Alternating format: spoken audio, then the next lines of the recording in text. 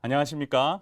지금부터 첫 강의 시작하겠습니다. 여러분들과 함께 내 영혼을 부욕해 하는 생명의 말씀, 우리 구약 성경대학 우리 한 학기 동안 한번 하나님 앞에서 귀한 은혜의 말씀 나누는 시간 갖도록 하겠습니다. 먼저 첫 시간 구약 개관에 대해서 여러분들과 좀 나누고자 합니다.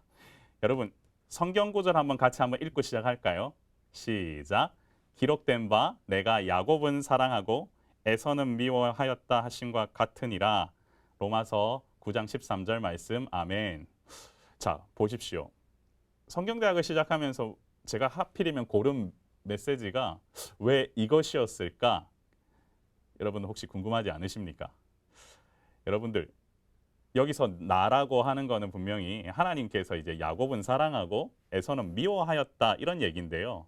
여러분들 궁금하실 거예요. 왜 이런 메시지를 제가 처음에 시작할까? 제가 지금부터 얘기하고자 하는 거는 이제 중요합니다. 관점에 관련된 얘기입니다. 성경을 우리가 함께 보아가면서 많은 다양한 관점들을 갖게 됩니다. 이제 해석의 기준을 뭘로 두느냐의 문제인데요. 이 성경 구절을 보면서 이렇게 생각하시는 분들이 계실 수 있습니다. 아, 하나님 너무 편파적인 것 같아. 어떻게 우리의 선택과는 상관없이 이 모든 것을 마음대로 결정할까? 하고 하면서 모든 것은 내 책임이다 말하는 것 같아 라고 생각되셨던 분 계십니까? 또요, 이렇게 또한 보시는 분이 혹시나 있을지 모르겠습니다. 아, 하나님께서는 야곱이 자기를 사랑할 걸 이미 알고 계셨고 에서가 자기를 싫어할 것을 또 알고 계셨어. 그렇기 때문에 이것이 모든 것이 미리 아셨기 때문에 자기에게 무관심할 것까지 에서가 그럴 줄 알고 계셨기 때문에 아마 이렇게 기록이 됐을 것 같아. 이렇게 생각하시는 분.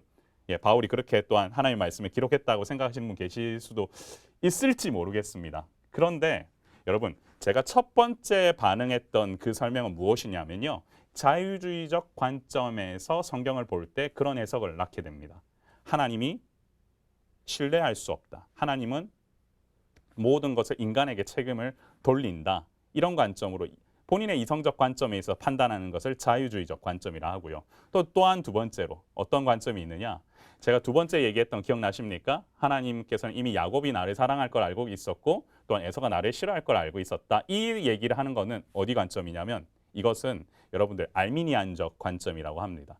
그런데 이 모든 것을 뛰어넘고 우리는 어떻게 해야 되느냐? 이 두 가지 관점이 다 인간의 이성을 기반으로 하고 종교적인 체험을 통해서 성경을 볼 때 이런 일들이 벌어지는 거죠.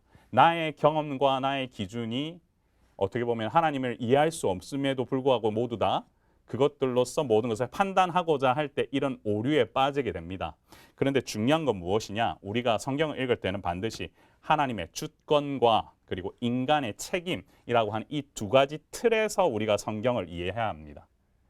하나님께서 주권적으로 이 땅 가운데에 통치하고 계신다라고 하는 그 사실을 여러분들이 반드시 이해할 때만 하나님의 주권을 통하여서 이 성경을 우리가 바라보게 되고요. 그에 해당하는 반응으로 인간은 이 말씀 가운데에서 순종하면서 그 인간적인 책임들, 하나님께서 바라시는 명령에 순종하는 것들을 같이 갈 때에 아, 인간의 책임까지 다 할 수 있구나. 이 점을 여러분들이 같이 우리가 유념하면서 보셔야 우리가 바른 성경 읽기가 가능하겠다. 여러분들 이 점을 좀 기억해 두시고 우리 구약 전체 한번 살펴보도록 하겠습니다. 자, 구약의 구조에 대해서 좀 말씀을 드릴게요. 구약의 구조를 바르게 이해하기 위해서는요. 전체 구조를 왼쪽부터 오른쪽으로 큰 방에서 중간 방, 작은 방, 그리고 다시 큰 방으로 이어지는 이 구조를 조금 머릿속에 그려 놓으시고 그리고 나서 우리가 함께 또한 이것들을 좀 채워 넣으시면 좋을 것 같아요. 맨 우리가 보았을 때 왼쪽에 있는 이 부분이 있잖아요. 그 방에 총 이것은 성경 권수로 총 17권입니다. 우리가 이것을 무엇이라고 하냐면 기본적으로 우리는 이것을 역사서라고 해요. 역사서라고 하거든요. 근데 이 역사서도 우리가 두 가지로 좀 분류를 할 수가 있습니다. 앞서 우리 창세기, 출애굽기, 레위기, 민수기, 신명기 이 부분의 저자가 공통된 저자가 누구냐면 물론 하나님이 원 저자이시지만 이 책을 기록한 사람은 우리는 모세라고 알고 있죠. 그렇죠? 모세에 의해서 쓰여졌다. 그래서 이걸 우리가 뭐라 그러냐면 모세 오경이라고 하죠. 그래서 역사서의 앞부분 5권을 우리는 모세오경이라고 하고요. 그리고 그 뒷부분을 또한 우리는 역사서라고 또한 부릅니다. 그래서 앞에 5권, 뒤에 12권을 합쳐서 총 17권을 역사서라고 우리는 부르는데 이것이 구약 전체를 관통하지요. 과거의 사실들, 사건들을 중심적으로 기술되어 있다. 이것들을 여러분들 먼저 머릿속에 그려 넣으십시오. 그리고 나서 우리가 뭘 중요하게 생각을 해야 되느냐? 그 다음 방을 보셔야 됩니다. 욥기부터 욥시 잠전아라고 하는 이 5권을 우리가 보통 뭐라 그러죠? 시가서라고 하죠. 시가서라고 합니다. 자, 욥기 하면은 뭐가 떠오르십니까? 욥 하면 우스의 부자였는데 그가 고통을 받음으로 하나님께서 그에게 또한 어떻게 보면 하나님께서 그 고통을 주심에 따라서 욥이 버텨가면서 하나님 앞에서 고백하는 이런 장면들로 구성되어 있죠. 인간의 어떤 고통, 인간의 고난에 대해서 자신의 고백을 통해서 드러났다. 이것이 이제 시가서에 있어서 기본이에요. 그래서 욥기가 사실은 시가서에 있어서 가장 이해하기 쉽지 않은 최고 차원의 어떻게 보면 수준의 우리 성경이라고 보통 말을 얘기합니다. 그리고 나서 우리가 좀 쉽게 그나마 이해할 수 있는 거. 시인의 고백이 잘 드러나 있죠. 하나님께 감사하고 영광을 올려드리고 찬양하고 그에 따른 여러 가지 감정들이 잘 표출되어 있는 것이 보통 시편에 우리가 잘 드러나고요. 그리고 우리가 또 알 수 있는 것 중에 하나가 여호와를 경외하라 이러면 딱 무엇이 떠오르십니까? 잠언이 떠오르죠. 여호와를 경외하는 것이 지혜의 근본이 된다라고 하는 이 잠언 말씀을 통하여서 우리는 또한 이 땅 가운데 살아가고자 했을 때 여러 가지 경험들, 인간이 나올 수 있는 고백들을 또한 이해하게 됩니다. 또한 전도서가 있죠. 전도서 저도 참 좋아합니다. 저 개인적으로는 이 전도서로 논문을 작성을 했는데요. 여러분, 이 전도서에는 무엇이 들어있느냐? 전도자의 고백이 들어있습니다. 전도자, 코엘렛이라고 하는데요. 전도자가 뭘 고백을 하느냐? 이 땅의 모든 것이 헛되다라고 했던 기억나십니까? 혹시 들어보셨습니까? 헛되다, 이것을 우리가 헤벨이라고 하는데요. 이 헤벨이란 뜻의 의미 가운데 이런 뜻이 있습니다. 숨결이란 뜻이 있습니다. 호흡 한번 하는 것과 같다라는 거죠. 그 호흡 한번 하는 것과 같은 이 짧은 생애를 어떻게 살아갈 것인가 했을 때 그 결론이 무엇이냐? 이 모든 것들, 이 세상의 모든 것들을 다 두고 내 여호와를 아는 것이 가장 중요하다. 너는 청년의 때에 곧 공고한 날이 이르기 전에 아무 낙이 없을 해가 가깝기 전에 너 여호와, 창조주 여호와를 뭐하라? 기억하라. 그런 고백들이 이 전도서에 또한 노래되어 있죠. 그리고 아가서, 부부의 사랑에 대해서 또한 고백된 이런 어떻게 보면은 이것들을 가리켜서 우리는 시가서라고 합니다. 총 5권이고요. 어떻게 보면 구약의 가운데에 이렇게 포진해 있다. 여러분 기억해 두시면 좋을 것 같습니다. 그리고 오른쪽 맨 마지막에 끝에는 이제 잘 아시다시피 선지서가 여러분들이 우리가 볼 수가 있죠. 17권입니다. 그래서 앞서 이 분류에 따라서 우리가 대선지서라고 나누기도 하고요. 그리고 뒤에는 소선지서라고 우리가 구분을 합니다. 그래서 여러분 이 선지서에서는 어떤 내용이 나와 있습니까? 네, 미래에 성취될 기대를 설교의 형식을 담아서 많이 고백되어 있습니다. 그래서 여기에는 이스라엘에 대한 회개의 내용도 나오고요. 그리고 또 어떤 내용이 또한 주된 내용으로 나옵니까? 돌아왔을 때 회복된다라는 내용도 나오고요. 그리고 앞에 이제 앞으로 장차 오실 메시아에 대한 얘기들도 많이 배치되어 있습니다. 그래서 총 이러한 17권, 5권, 17권으로 구조가 이루어진 것이 무엇이다? 구약의 구조다. 그리고 39권, 27권, 구약은 39권, 신약은 27권, 성경은 총 66권, 39, 27, 66권으로 구성되어 있다. 이 부분에 먼저 좀 여러분들이 머릿속에 넣어두시면 좋겠습니다. 자, 이제부터는 여러분들과 함께 구약의 10시대에 대해서 제가 좀 살펴보고자 합니다. 구약은 총 10가지 시대로 구성되어 있는데요. 이것을 알기에 앞서서 저희 교재에 대한 좀 특징을 먼저 좀 말씀을 드리고 이 교재의 특징에 맞춰서 이 구약의 10시대를 먼저 설명하도록 하겠습니다. 여러분 이 표시 보셨습니까? 물고기 표시지요. 네, 내 영혼을 부욕케 하는 생명의 말씀 성경대학 교재는 이 물고기 뼈대 말씀으로 마인드맵을 활용해서는 구성되어 있습니다. 익투스라고 해요. 이거를 헬라어 기록되어 있는 이 물고기 모양은 초대교회의 성도들의 표지였습니다. 그런데 익투스는 물고기라는 뜻을 가진 헬라어이면서 예수 그리스도 하나님의 아들 구원자라는 뜻을 가지고 있습니다. 이것이 무엇이냐? 보십시오. 예수스 크리스토스 데오 휘오스 소테르 뭐라고 읽냐면 여러분 예수 그리스도는 하나님의 아들, 구원자시다라는 것을 이렇게 물고기 표시에다가 어떻게 보면 압축시켜서 초대교회 성도들이 내가 누구인지를 밝히고자 했을 때 이 물고기 표시만 보이면 아, 저 사람은 예수 그리스도를 하나님의 아들 구원자라고 인지한 사람이구나 하면서 소통의 표시로 이것을 사용을 했다라는 거예요. 어떻게 보면 초대교회가 신앙의 박해를 많이 받았을 때 이 표지로 서로 성도들이 소통을 했지 않습니까? 오늘 이 성경대학에 찾아오신 모든 분들과 저는 이 성경대학 교재를 가지고 어떻게 소통하길 원하느냐? 우리의 구원자이신 예수님을 이 말씀을 통해서 우리가 발견하길 원합니다. 보통은 구약의 말씀을 보다 보면 예수님이 잘 안 비칠 때가 있고 잘 안 드러나는 것처럼 우리가 오해하기 쉽습니다만 사랑하는 성도 여러분, 그렇지 않습니다. 구약 성경은요, 예수 그리스도가 곳곳에 어떻게 오실 것인지에 대해서 잘 보여주고 있습니다. 그래서 우리가 이 예수 그리스도 하나님의 아들 구원자라는 사실을 우리가 늘 기억하면서 이 구약 성경을 읽어야겠고요. 저도 이 성경대학을 갖다가 그런 마음으로 좀 강의하기 위해서 오늘 특별히 잘 보이지는 않으시겠지만 제 넥타이를 특별히 물고기 넥타이로 좀 준비를 했습니다. 좀 보이십니까? 안 보이시죠? 예. 곤색 바탕에 여기 물고기 표시가 좀 있는데 이 물고기 마크를 통하여서 여러분들과 바른 신앙 고백을 한번 해보자. 예수 그리스도로 인한 바른 신앙 고백을 이 성경 말씀을 통해 배워보자. 그런 마음으로 이 강의 한번 같이 진행해 보면 좋을 것 같습니다. 그래서 익투스에는 예수 그리스도에 대한 신앙 고백이 담겨 있다. 이 사실을 기억하면서 우리 열시대 함께 보도록 하겠습니다. 첫 번째, 창조시대가 되겠습니다. 창조시대.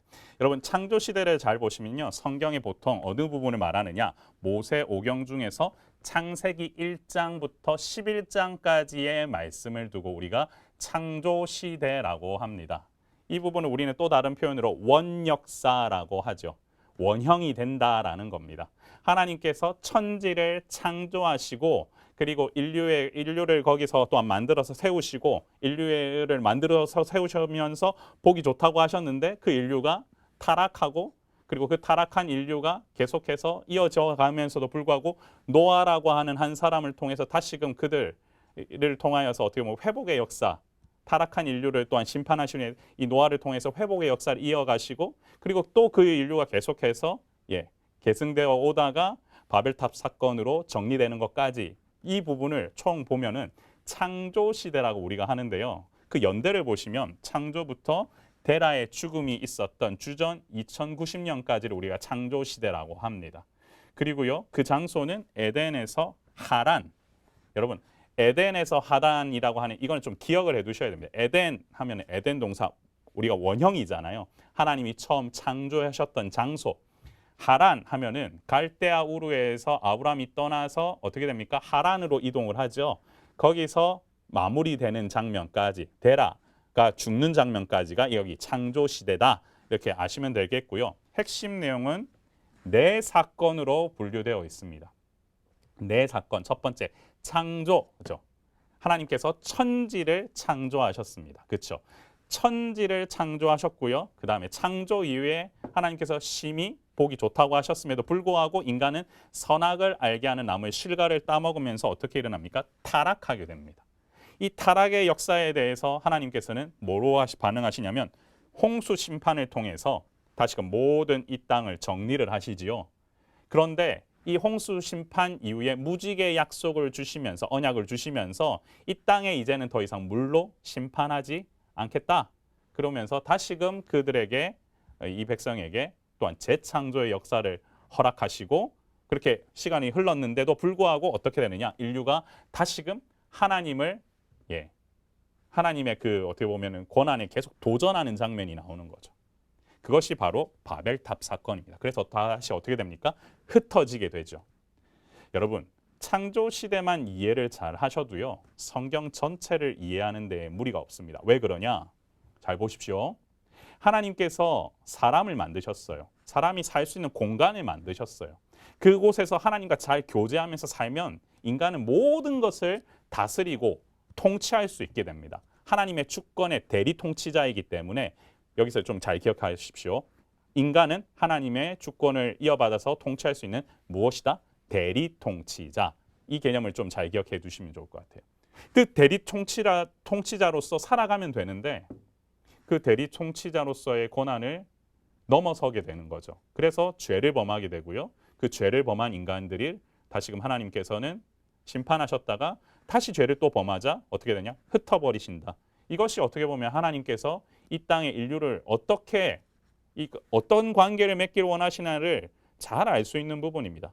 그래서 창조 시대에 대한 이해가 먼저 좀 잘 정립되어 있는 것이 중요합니다.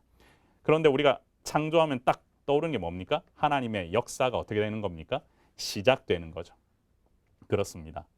사랑하는 성도 여러분, 창조 시대 하면 기억하십시오. 이 모든 역사의 출발점이다, 시작점이다. 이것이 창조 시대다. 이걸 먼저 좀 기억을 해 두시면 좋을 것 같습니다. 자, 창조 시대의 이후에 이제 족장 시대로 우리가 넘어가게 됩니다. 족장 시대. 하나님께서는 이 족장 시대에 대해서도 우리에게 또한 메시지를 주시는데요. 특별히 모세오경의 창세기 12장부터 50장까지 이 부분을 우리가 보면서 족장 시대를 또한 알게 되죠. 그리고 시가서에서는 욥기 부분이 또한 족장 시대입니다. 이거 좀 잘 기억을 못 하시는 분들이 계시는데요. 욥기의 시간 순서적 배경은 이 족장 시대를 기점으로 기술이 되어 있다. 이 부분을 좀 염두에 두시면 좋을 것 같아요. 그래서 주전 2090년부터 1804년에 있는 역사고요. 그 다음에 이 창세기의 12장부터 일어나는 아브람, 이삭, 야곱에 이르기까지 아브람부터 야곱에 이르기까지의 역사가 첫 번째 분류를 할 수 있는 역사겠죠. 데라의 죽음이 일어나고 그 다음에 아브람이 나오고 그 다음에 요셉이 애굽으로 내려간 사건까지를 우리가 창세기 12장부터 36장까지 역사라고 볼 수 있고요. 그 다음에 창세기 37장 하면 딱 떠올라야 됩니다. 누가 떠올라야 됩니까? 요셉 떠올라야 됩니다.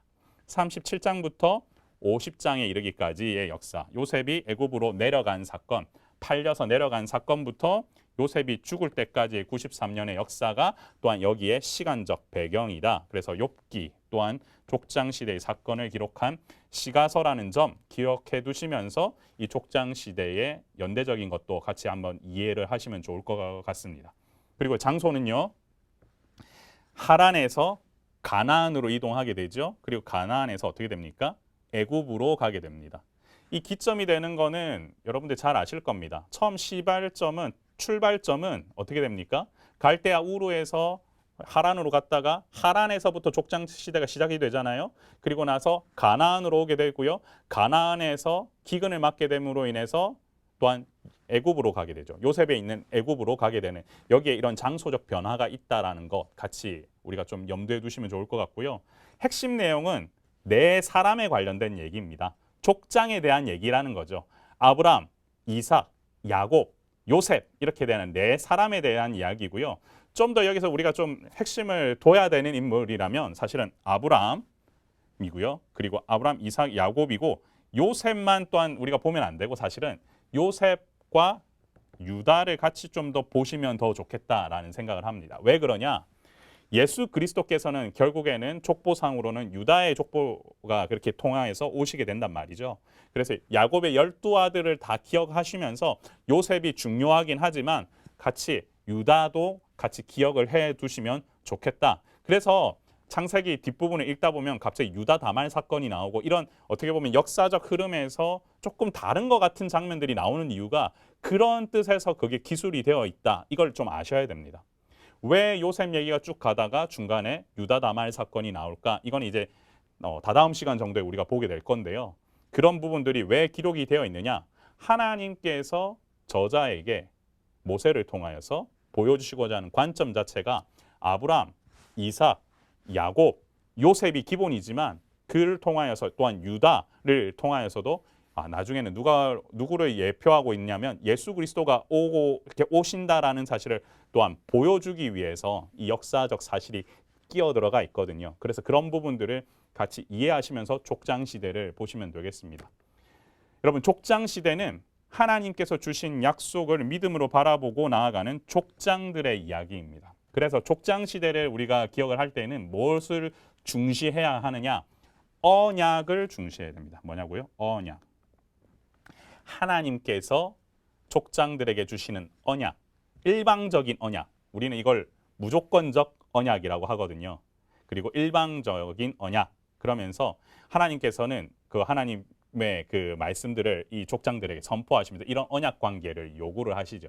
그래서 여러분들 기억하셔야 될 게 족장들이 어떻게 이 언약 관계를 갖다가 계속 받아가면서 계속 그들의 삶을 영위해 가는가를 좀 초점을 두시고 보셔야 됩니다. 그래서 중요한 포인트가 뭐냐면요. 하나님께서 이 족장들을 부르셔서 생육하고 번성하고 땅에 충만하게 하시면서 계속해서 약속된 땅으로 너희들을 가게 하겠다. 그리고 그 땅을 주겠다. 그 씨를 주겠다. 이런 약속들이 보이시면 무조건 성경에다가 밑줄을 그으십시오. 그러면 그 언약이 계속 어떻게 되냐? 확장되어 간다라는 사실들을 성경을 통해서 우리가 알 수 있게 될 것입니다. 여러분, 족장 시대가 이제 끝났습니다. 그러고 나면 어느 시대로 와야 되느냐? 출애굽 시대로 오셔야 됩니다. 출애굽, 딱 기억이 나시죠? 성경에서는 출애굽과 레위기를 보시면 이 출애굽 시대를 알게 되는데요. 여러분, 주전 1875년부터 1445년까지의 어떻게 보면 연대적인 배경을 갖고 있고요. 출애굽은 기본적으로 야곱이 애굽으로 내려간 때로부터 출애굽하여 성막을 세운 때까지 총 430년 기간에 대한 내용들을 다루고 있으며, 또한 레위기에서는 시내산에서 한 달간 머물면서 주신 말씀이다. 이걸 좀 기억을 하시면 좋을 것 같아요. 자, 그렇다면 출애굽을 통해서는 공간적인 이동이 일어나죠. 그렇죠? 그럼 레위기는 그 공간적인 이동이 일어나는 상황 속에서도 시내산에서 하나님께서 한 달간 머물면서 주셨던 말씀에 대해서 기록이 되어 있다. 이렇게 이해를 하시면 좋겠습니다. 그래서 장소 개념을 보시면요. 출애굽기 1장부터 12장까지는 애굽에 관한 내용. 애굽에서 어떤 일이 벌어집니까? 네, 10가지 재앙을 통하여서 탈출하는 내용까지가 나오겠죠. 그리고 나서 13장에서 18장까지는 광야 생활에 관련된 내용이 나올 겁니다. 그리고 출애굽기 19장에서 40장까지는 또한 여기서 중요한 부분이 나오죠. 여러분, 출애굽기는 가장 중요한 포인트가 어느 장부터 어느 장까지냐면, 우리가 많이들 앞부분 그 10가지 재앙 부분을 많이 기억을 하시잖아요. 하나님께서 어떻게 보면 엄청난 역사를 일으키셔서 애굽에 있는 이스라엘 백성들을 끌어내시는 역사가 앞부분에 나오지만, 사실은 제일 중요한 부분은 19장부터 24장까지에 있는 너희가 이스라엘 백성이 거룩한 백성이 되고 그리고 제사장 나라가 된다라는 그 얘기가 가장 중요한 포인트입니다. 뭐라고요? 너희가 거룩한 백성, 제사장 나라가 된다. 그것들을 여러분들 기억해 두시면요. 그 거룩한 백성과 제사장 나라가 되기 위해서 하나님께서 주시는 것이, 선물로 주시는 것이 무엇이냐면 율법과 성막이거든요. 이것을 머릿속에 좀 기억해 두시고 성경을 또한 보시면 좋겠습니다. 그래서 핵심 내용이 무엇이냐면 출애굽기 1장부터 18장까지는 애굽의 종살이와 출애굽 내용이 나와 있습니다. 모세를 준비시키셔서 모세로 하여금 소명을 주시고 모세를 통하여서 그들을 인도해 내시잖아요. 그래서 애굽 땅 종되었던 때를 기억하게끔 하시는 것이 하나님의 역사 첫 부분이고요. 그리고 19장 이후에는 제가 뭐라고 말씀드렸죠? 좀 전에 시내산 언약을 통해서 선물로 주신 게 무엇이다? 율법과 성막. 하나님께서 이 땅의 백성들에게 주신 말씀, 규칙, 그리고 너는 이렇게 살아야 된다. 정체성이 무엇인지를 정확하게 알려주는 것이 율법이고요. 그리고 그 율법을 토대로서 하나님의 임재를 경험할 수 있는 곳. 그래서 우리가 출애굽기 뒷부분을 보면 그 성막에 대한 자세한 묘사가 나올 때 우리가 통독하기 좀 어려운 부분이 있는데, 이곳 가운데 하나님이 임재하시기 위해서 이렇게 자세하게 기록되어 있구나, 이렇게 이해하시면서 함께 우리가 성경을 읽어 나가시면 훨씬 더 이해하기가 쉬우실 겁니다. 그래서 성막, 그리고 레위기에 하면은 여러분들 기억하셔야 될 게 뭐냐면 오제사 7절기 여러분 기억하시면 좋을 것 같아요. 본소화제건 포함해서 보통 오제사에 대해서 많이 얘기하죠. 이 제사의 내용과 그다음 7가지 절기에 대한 내용이 나오는데요.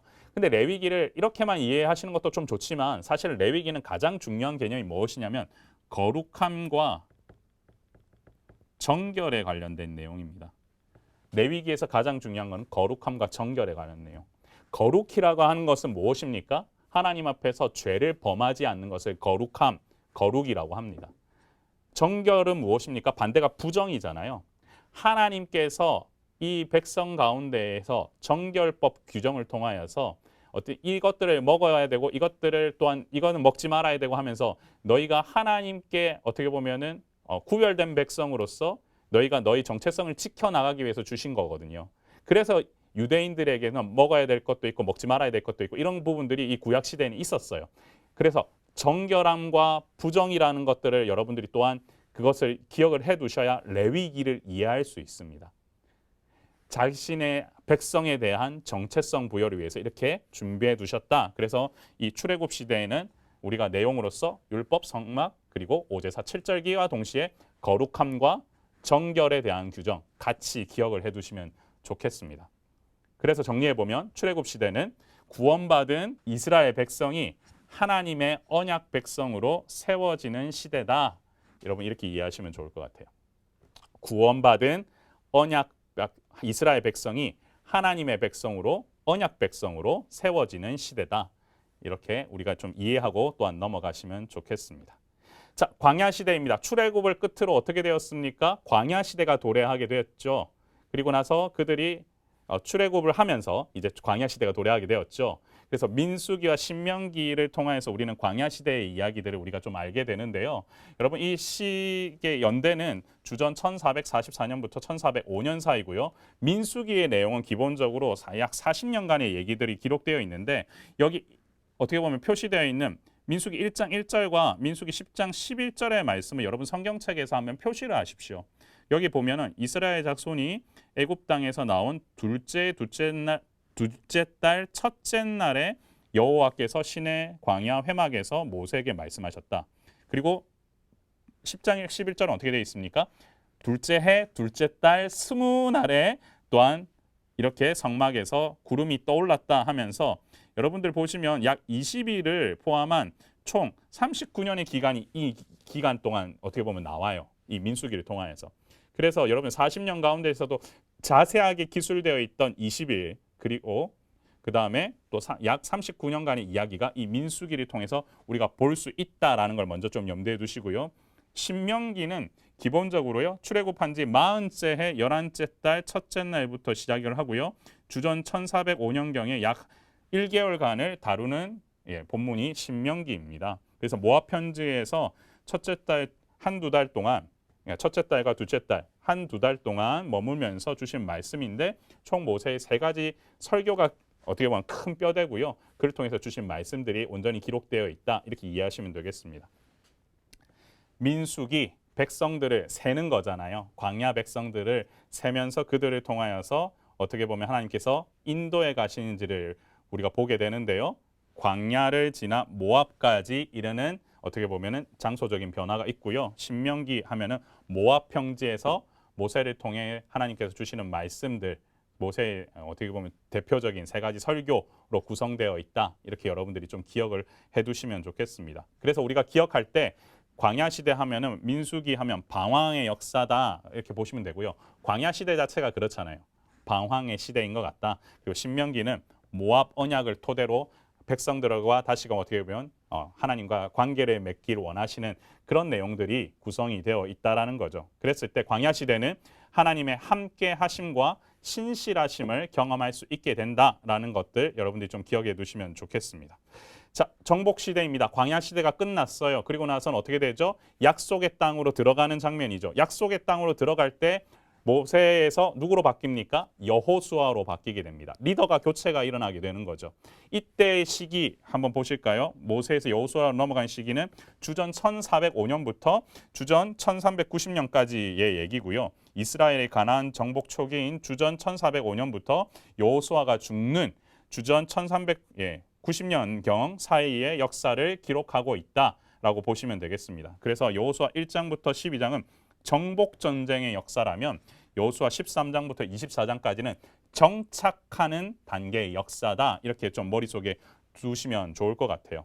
장소는 당연히 가나안이죠. 하나님께서 약속으로 주시고 했다는 그 가나안 땅을 이스라엘 백성이 들어가면서 정복하고 정착하는 그 얘기가 여기에 온전히 잘 기록되어 있습니다. 그래서 정복 시대를 좀 정리해 보면 하나님의 주권적인 역사하심을 통한 언약 성취의 역사다. 이렇게 우리가 정리할 수 있을 것 같아요. 여러분, 정복 시대는요. 하나님의 주권적인 역사하심이 이스라엘 백성 그리고 리더십이 이양되면서 그들을 통하여서 계속해서 일어나는데요. 이것은 하나님께서 주시고자 했던 언약을 성취하는 것이다라고 이해하시면, 왜 이게 성취냐? 하나님께서 가나안 땅을 주시겠다고 했는데 그 가나안 땅을 그냥 두시는 게 아니라 이 백성들을 통하여서 그 땅을 보게 하시고, 그 땅을 보게 하신 이후에 그 땅을 들어가게 하시고, 그 땅을 들어가서는 그 가나안 족속들을 멸하게 하셔서 그 땅을 차지하게끔 하시잖아요. 바로 이것은 보여주신 언약을 계승하는 하나님의 백성들이 성취해 나가는 역사다. 그렇기 때문에 어떻게 됩니까? 정복시대 하면은 정착하기까지의 하나님의 인도하심으로 그 전쟁이 일어날 수밖에 없었다라는 겁니다. 이것은 어떻게 보면은 오늘날 우리가 살아가는 시대도 마찬가지거든요. 세상을 향해서 나아가야 되는 보냄받은 백성으로서 우리는 하나님과 동행하면서 세상 문화를 어떻게 보면 정복해 나가야 합니다. 그때 그곳에 온전히 하나님께서 원하시는 하나님의 통치를 꿈꾸면서, 또한 그곳에는 하나님이 온전히 다스려 주시길 바라면서 정착할 수 있었을 때에 하나님 나라가 점차적으로 어떻게 됩니까? 확장해 가는 거거든요. 그렇기 때문에 우리가 주신 말씀 믿으면서 하나씩 우리가 이루어가는 성취가 일어난다라는 것을 맛볼 때, 이것이 하나님 나라가 확장되어지는구나, 이 땅 가운데에서 동일하게 이루어지는구나, 이 사실을 좀 기억해 두시면 좋을 것 같습니다.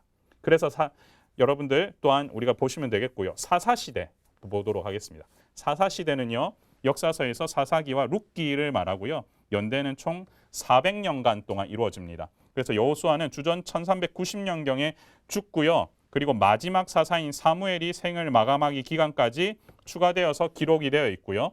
사무엘은 주전 1105년경에 태어나 주전 1067년부터 1015년 사이에 이스라엘의 사사요 선지자로 섬겼다, 이렇게 기록이 되어 있고요. 이 연대 가운데에서 이제 역사가 이루어지는 거죠.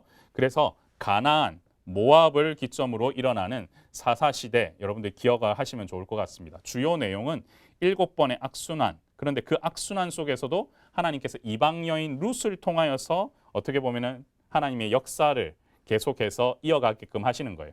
여러분, 사사시대에 있어서 룻기는 참 중요합니다. 왜냐하면 여러분들 앞서 우리가 정복의 역사 끝으로 사사시대를 통하여서 7번의 악순환이라고 하는데, 기본적으로는 이스라엘 백성이 하나님 앞에 범죄함을 통해서 다시금 회개했다가 돌아오고, 다시금 범죄하고, 그 다음에 하나님께 돌아왔다가 그 다음에 회개하고, 이런 역사들이 반복되는 역사 속에서 이 땅 가운데에 어떻게 보면 진정한 통치자가 하나님이신 줄을 계속 부정하는 일들이 벌어지거든요. 근데 그것이 다만 이 이방 여인 룻에게 있어서는, 나는 하나님을 잘 몰랐지만 나의 시어머니를 통하여서 나도 이 신앙을 받아들이게 되었고, 그리고 나도 이것들을 계승해 나갈 수 있다라고 하는 어떻게 보면 하나님의 그리고 어떻게 보면 큰 그림이 룻기를 통하여서 나와 있어요. 그래서 룻기 마지막 부분을 보면은 족보를 통하여서 다윗으로 연결되는 그 족보 부분이 나온단 말이에요. 여러분, 이것이 얼마나 중요하냐면 이 족보를 통해서 하나님께서 이 다윗을 통해서 또한 우리 예수 그리스도를 어떻게 보면 예표하고 있으니까, 여러분들 이 부분들을 좀 염두에 두시면서 룻기도 같이 읽으셔야만 어떻게 보면 이해하기가 쉬우실 겁니다. 그래서 사사시대는 사실 언약 파기와 이에 대한 하나님의 응답으로 이루어진 역사다, 이렇게 좀 생각하시면 좋겠습니다. 언약들이 계속 깨어지잖아요. 그렇지만 그에 따른 하나님의 응답과, 그리고 하나님께서는 희망을 포기하지 않으시고 룻을 통하여서, 이방 여인 룻을 통하여서도 하나님의 언약을 계속해서 어떻게 하신다? 계승해 나가시길 원하신다, 이렇게 또한 우리가 이해하면 좋겠습니다. 사사기 룻기를 통해 혼란의 시대에도 맛볼 수 있는 하나님의 성실하신 은혜를 우리가 경험할 수 있게 될 것입니다. 자, 사사시대가 끝나고 나면 우리가 통일왕국 시대를 경험하게 되겠죠. 통일왕국 시대는 기본적으로 역사서의 기본으로 두고요. 사무엘상하, 그 다음에 열왕기상 1장에서 11장, 역대상, 그래서 사무엘하에 나오는 다윗의 통치를 제사장적 관점으로 재정리한 이 부분까지 이 역사서가 되겠고요. 시가서 부분은 시편, 잠언, 전도, 아가, 그리고 대부분 이 시편은 다윗에 의해서 기록된 것이 많고, 그다음에 잠언, 전도, 아가는 솔로몬에 의해서 기록이 되어 있다. 이 부분들을 여러분들이 좀 기억을 많이 해두시면 좋을 것 같아요. 그리고요, 연대는 주전 1105년에서 931년, 사무엘이 주전 1105년에 태어나게 되죠. 그래서 거기를 기점으로 해서 그 뒤에 있는 일들을 대해서 기록이 되어 있습니다. 그래서 세 왕이 다스린 기간은 40년씩 120년간이고요. 주전 931년에 남북 왕국이 분열되게 되었습니다. 그리고 장소는 이스라엘이고요. 여러분들 사무엘, 사울, 다윗, 솔로몬에 의해서 이어지는 이 통일 왕국 시대의 가장 기본적으로 하나님의 역사가 계속해서 확장되어져 간다라는 것을 우리가 많이 알게 됩니다. 그래서요, 통일 왕국 시대는 기본적으로 아브라함에게 주신 언약이 다윗 언약으로 발전하는 시기다라고 이렇게 기억을 하시면 되겠습니다. 앞서 아브라함을 통하여서 처음에 우리 하나님께서 약속하게끔 하신 언약이 있거든요. 우리가 이제 앞으로 보게 될 텐데 그 언약이 이제 누구에게로 이어지는 거예요? 다윗을 통하여서 또한 그 언약이 계승되어져 간다라는 거 우리가 함께 이 통일왕국 시대를 통해서도 살펴볼 수 있게 되고죠. 그래서요, 통일왕국 시대는 신정정치에서 왕정정치로 전환되는 시기이기도 하다라는 것도 함께 염두에 두시면 좋겠습니다. 자, 분열왕국 시대입니다.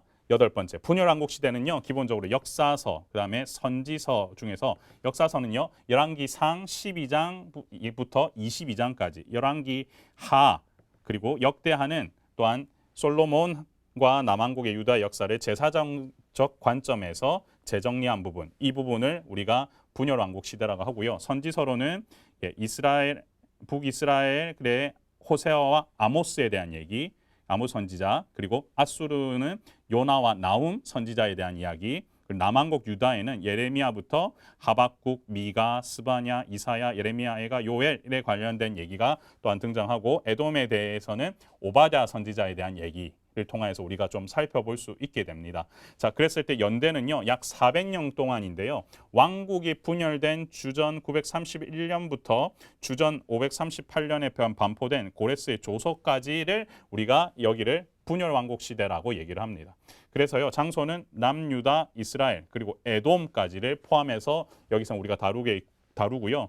핵심 내용은 여러분들 잘 아시는 건데요. 북이스라엘 멸망이 주전 722, 그리고 남유다의 멸망은 주전 586, 이렇게 이 시대를 통해서 분열왕국 시대가 또한 이 내용들을 우리가 함께 볼 수 있는데요.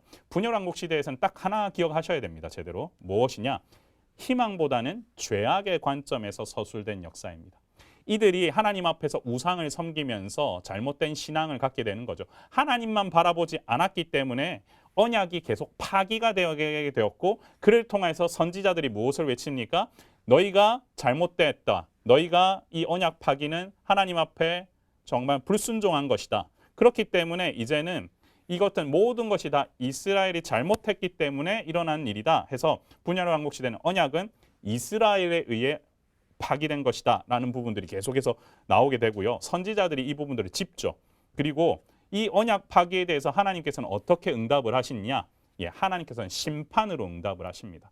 그래서 심판할 수밖에 없고 너희가 70년이 지나야만 다시금 돌아올 수 있게 된다. 이런 얘기들이 이 분열왕국 시대에 계속해서 나오게 되죠. 선지자들을 통하여서 계속해서 선포되게 된다. 이 점을 또한 염두에 두시면 좋겠습니다. 그리고요, 포로 시대입니다. 포로 시대는요, 선지자 다니엘부터 에스겔에 관련해서 우리가 포로 시대에 대한 얘기들이 나와 있고요. 여기 연대 보시면 주전 605년 538년까지 여기에서는 예루살렘이 회파되고 주전 605년에 제1차 바벨론 포로로부터 주전 538년에 고레스의 조서 반포를 통해 스룹바벨을 중심으로 1차 포로 기한이 있기까지의 약 70년의 동안의 일이 여기 포로 시대의 일이다. 그리고요, 주전 586, 586 하면 아까 뭐였죠? 남유다가 멸망된 그 시기로부터 예루살렘 성전이 완전히 파괴된 때로부터 그다음에 스룹바벨 성전이 재건에 완성된 주전 516년까지의 또한 70년간의 또한 얘기가 여기에 담겨져 있다. 장소는 어디입니까? 당연히 바벨론이겠죠. 바벨론으로 흩어졌으니까, 포로로 잡혀가게 되었으니까. 그리고 나서 여기에는 주된 내용이 회복에 관련된 내용인데요. 여기서 우리가 기억해야 될 메시지는 이겁니다. 포로 시대를 통한 고난과 재앙은 하나님의 섭리다라는 거예요.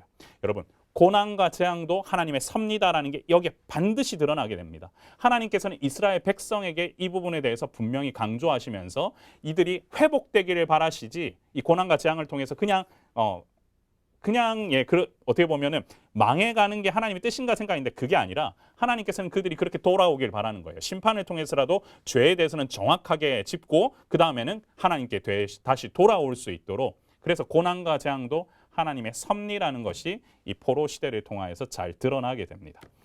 포로 귀환 시대, 여러분 보십시오. 포로 귀환 시대는요, 총 역사서, 선지서 나와 있는데요. 에스라, 느헤미야, 에스더, 그 다음에 학개, 스가랴, 말라기에 대한 얘기들이 나옵니다. 돌아오는 내용이죠. 바벨론으로부터 돌아오는 얘기가 나와 있고요. 주전 538년에서 425년까지의 얘기가 나와 있습니다. 여러분들 여기 고레스의 조소가 반포됐다라고 하는 것이 여러분들 중요한 부분이에요. 이 고레스의 반포로 인해서 누가 돌아오게 되면 먼저 스룹바벨이 돌아오게 되고 이어서는 에스라, 그 다음에 마지막에는 느헤미야에 의해서 세 차례 귀환을 하게 되거든요. 그래서 마지막은 누구냐? 느헤미야에 의해서 다시금 예루살렘으로 복귀한 때까지다. 이 얘기가 여기에 담겨져 있습니다. 그래서 에스라 1장부터 6장 부분을 보시면요. 고레스의 조소가 반포되고 나서부터 예루살렘 성전 재건까지 역사를 스룹바벨의 사역을 중심으로 1장부터 6장 잘 기록되어 있고요. 7장에서 10장은 에스라가 귀환하여서 사역한 주전 458년까지 사역이 여기에 또한 기록이 되어 있습니다. 그리고요. 느헤미야에는 3차 귀환을 했죠. 느헤미야에 의해서 주전 444년에 귀환하여서 432년 12년간 예루살렘 총독으로 다스리는 얘기가 나오는데요. 그 후 바사로 돌아갔다가 주전 425년경에 다시금 예루살렘에 돌아왔는 그 내용, 그리고요. 느헤미야 시기에는 여기에는 말라기 선지자도 활동했다라고 하는 부분을 좀 기억을 해두시면 좋을 것 같아요. 여러분 에스더는요. 공간의 이동이 일어납니다. 지금은 계속 누구 얘기였어요? 바벨론 쪽에서 일어났던 얘기였죠. 근데 에스더는 누굽니까?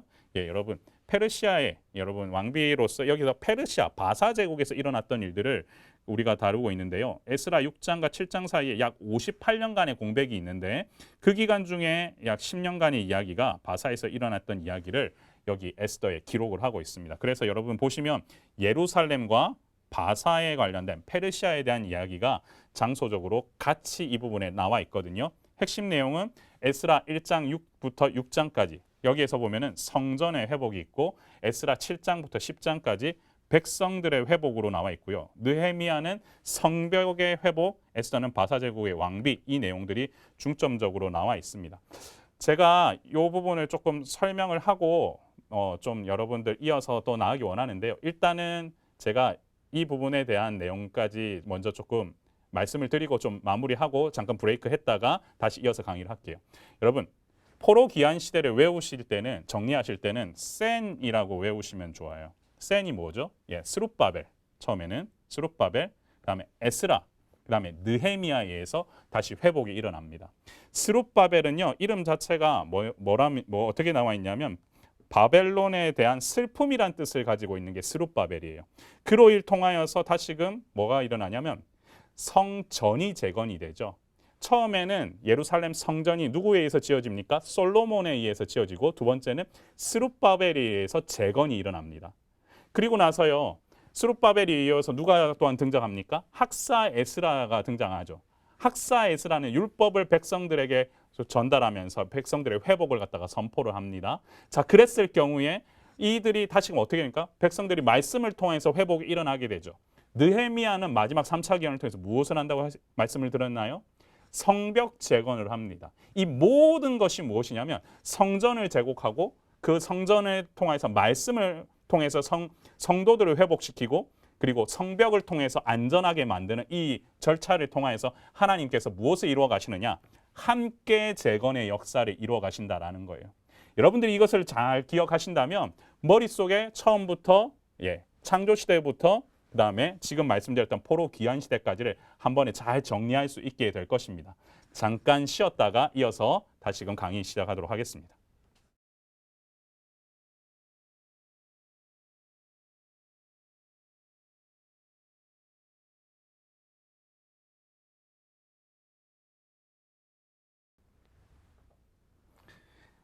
어떻게 잘 쉬셨습니까? 구약의 10시대에 대해서 정리를 좀 해드렸는데요. 전체 구조를 설명하기 앞서서 한번 다시 10시대 정리하고 넘어가도록 하겠습니다. 자, 구약의 10시대는요. 기본적으로 창조 시대부터 우리가 들어가게 되겠죠. 창조하면 시작입니다. 태초에 하나님이 천지를 창조하시잖아요. 이 찬양을 통하여서 천지를 창조하신 하나님의 시작이 선포가 되게 되죠. 근데 이 시작됨과 동시에 인간은 계속해서 하나님의 주권, 하나님의 통치에 반하는 일들을 계속해서 일으키게 됩니다.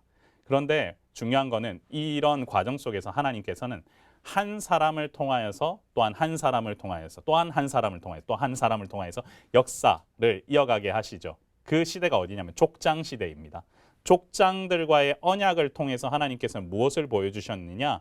계속해서 내가 너희를 통하여서 함께하겠고 너희가 나의 백성임을 깨닫게 할 것이며 너희를 통하여서 생육하고 번성하고 땅에 충만하게 이르겠다라고 해서 그들을 통하여서 또한 언약을 계속해서 허락하시죠. 이런 언약들을 통하여서 그들은 어디에 도착하게 됩니까? 애굽에 도착하게 또한 됩니다. 애굽에 도착하게 되면은 이 애굽에서 또한 너무나 많은 이스라엘 백성들이 이제 숫자가 많아지게 되었는데 하나님께서는 그들을 출애굽을 시키시죠. 그래서 출애굽 시대 하면 여러분들 기억하셔야 될 게 무엇이라고 말씀드렸습니까? 10가지 재앙도 중요하지만 19장 이후에 있는 19장부터 24장 사이에 있는 너희가 거룩한 백성이 되고 제사장 나라가 되겠다라고 하는 그 출애굽을 통해서 정체성 확립, 신의 산 언약을 통해서 주시는 정체성 확립이 중요하다 말씀을 드렸고요. 그를 통하여서 신의 산 언약을 통해서 하나님께서 무엇을 주셨냐면 율법과 성막을 주셨다라는 거. 그리고 레위기에서는 5제사 7절기를 통하여서 하나님의 그런 하나님께 예배드리고 제사 드리는 것들을 또한 정립을 하게 하시죠. 이렇게 출애굽 시대가 끝나게 되면 광야 시대에 도래하게 됩니다. 민수기, 신명기를 통해서 광야 시대를 통해서 그들은 하나님의 인도하심을 따라서 가게 되죠.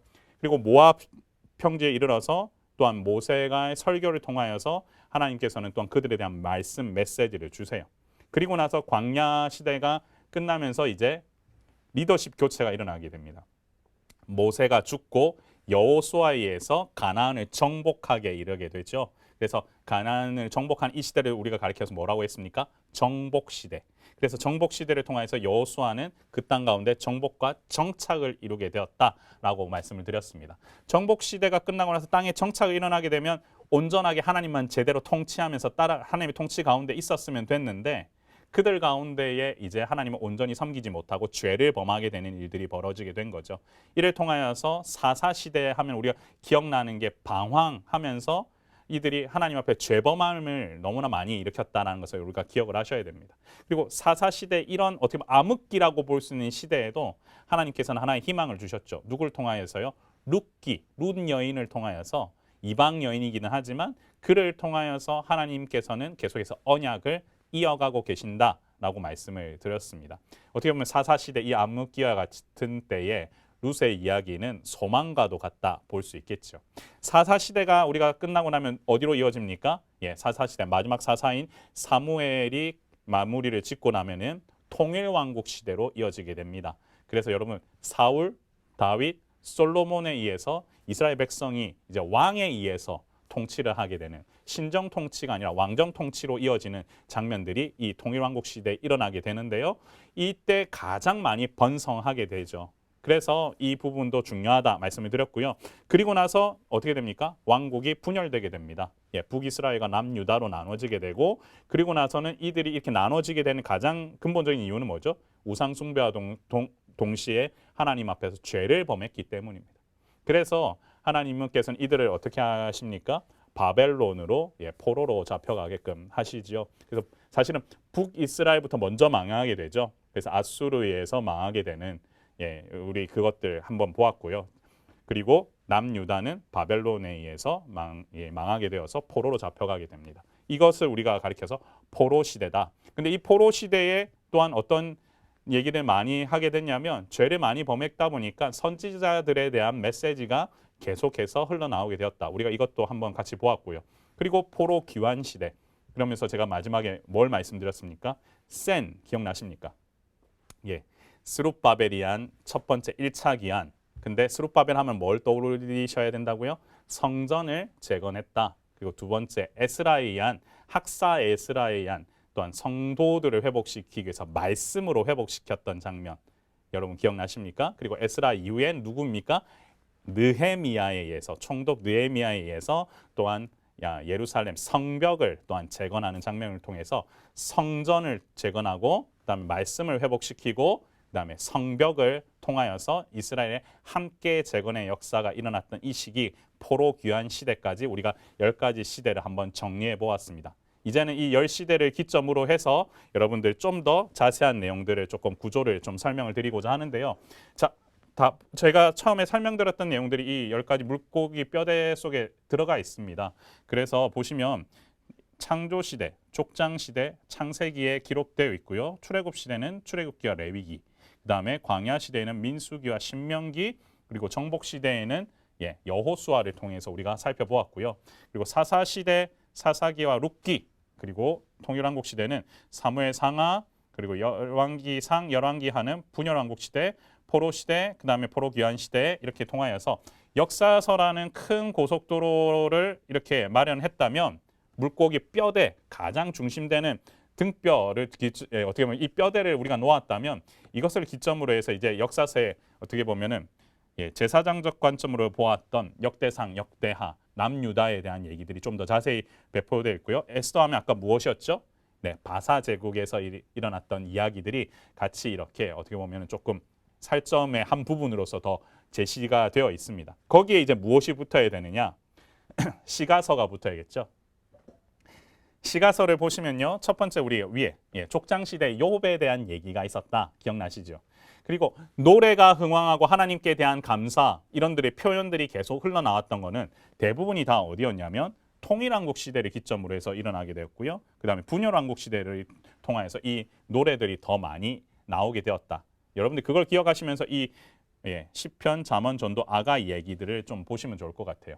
그리고 여기 우리가 좀 아셔야 될 게 시편에서 가장 많이 저술한 게 누구였죠? 다윗이었고 그다음에 잠언, 전도, 아가는 솔로몬에 의해서 저술이 되었다. 그래서 이렇게 우리가 시가서를 또한 물고기 뼈대를 놓고 양옆으로 이렇게 배치를 할 수 있을 겁니다. 이와 함께 이제 또 배치를 해야 될 게 추가로 배치해야 될 게 무엇입니까? 네, 선지자들의 선포가 일어나게 되죠. 그래서 대부분이 어디다 나와 있느냐?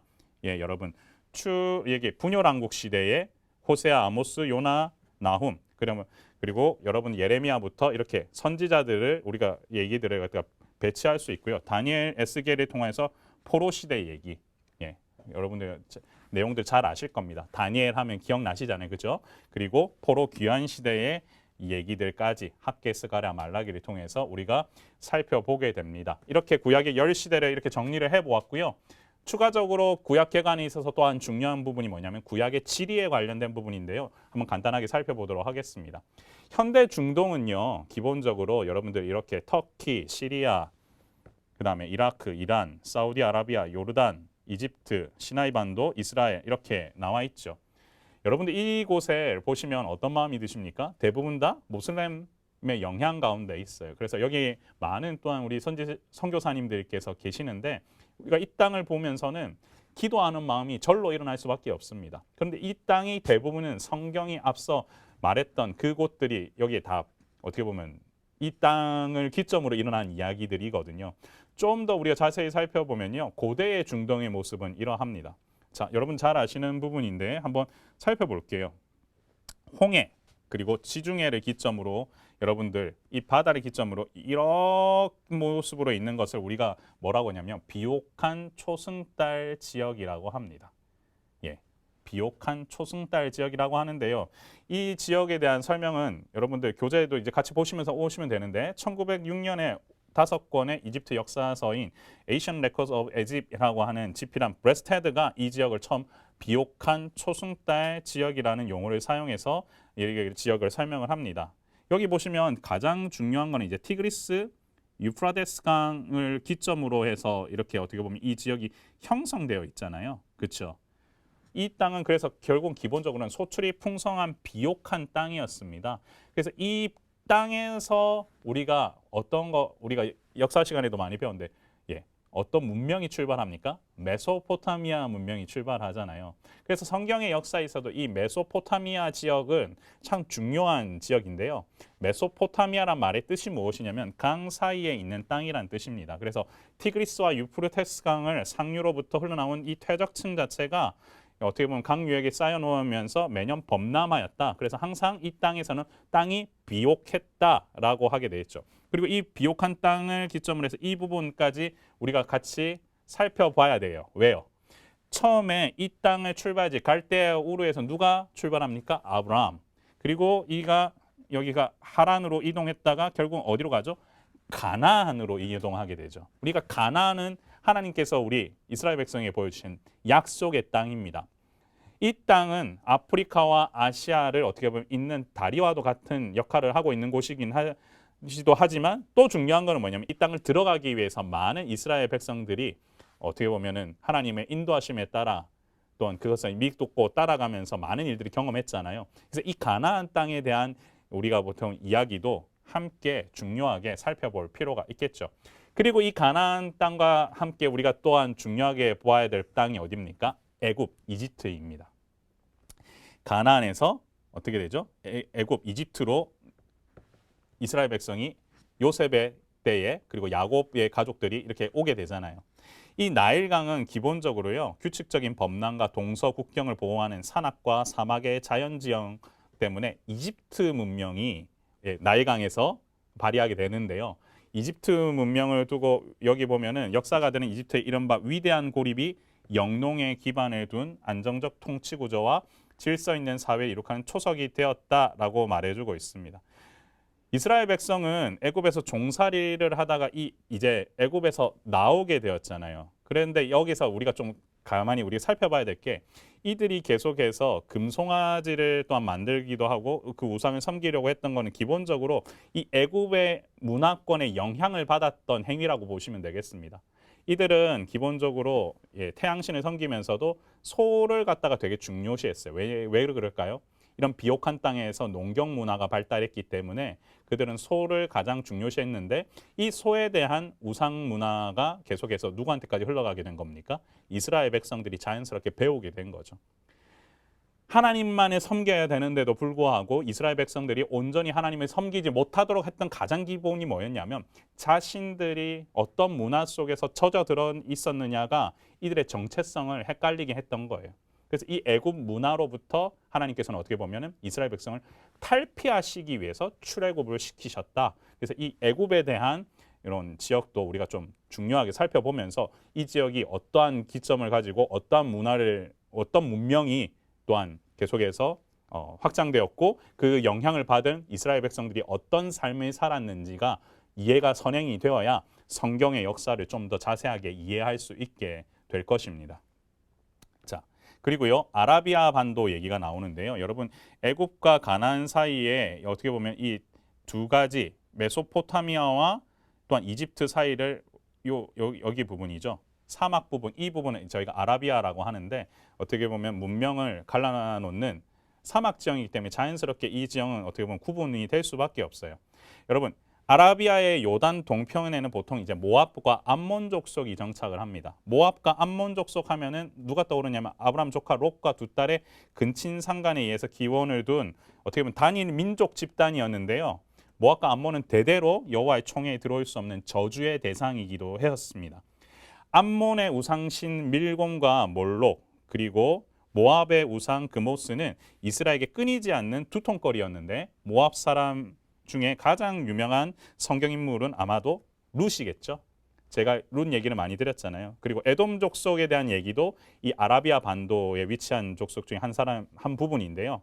모압 남부 지역에 거주하면서 야곱의 형 에서의 후손이들이 또한 이 지역에 살았습니다. 그래서 나중에 예루살렘이 무너지는 날까지 이스라엘 민족과 또한 분쟁하게도 되고요. 그리고 아말렉과 미디안도 북아라비아에 거주를 했죠. 아말렉 하면 에돔과 마찬가지로 에서의 후손이고요.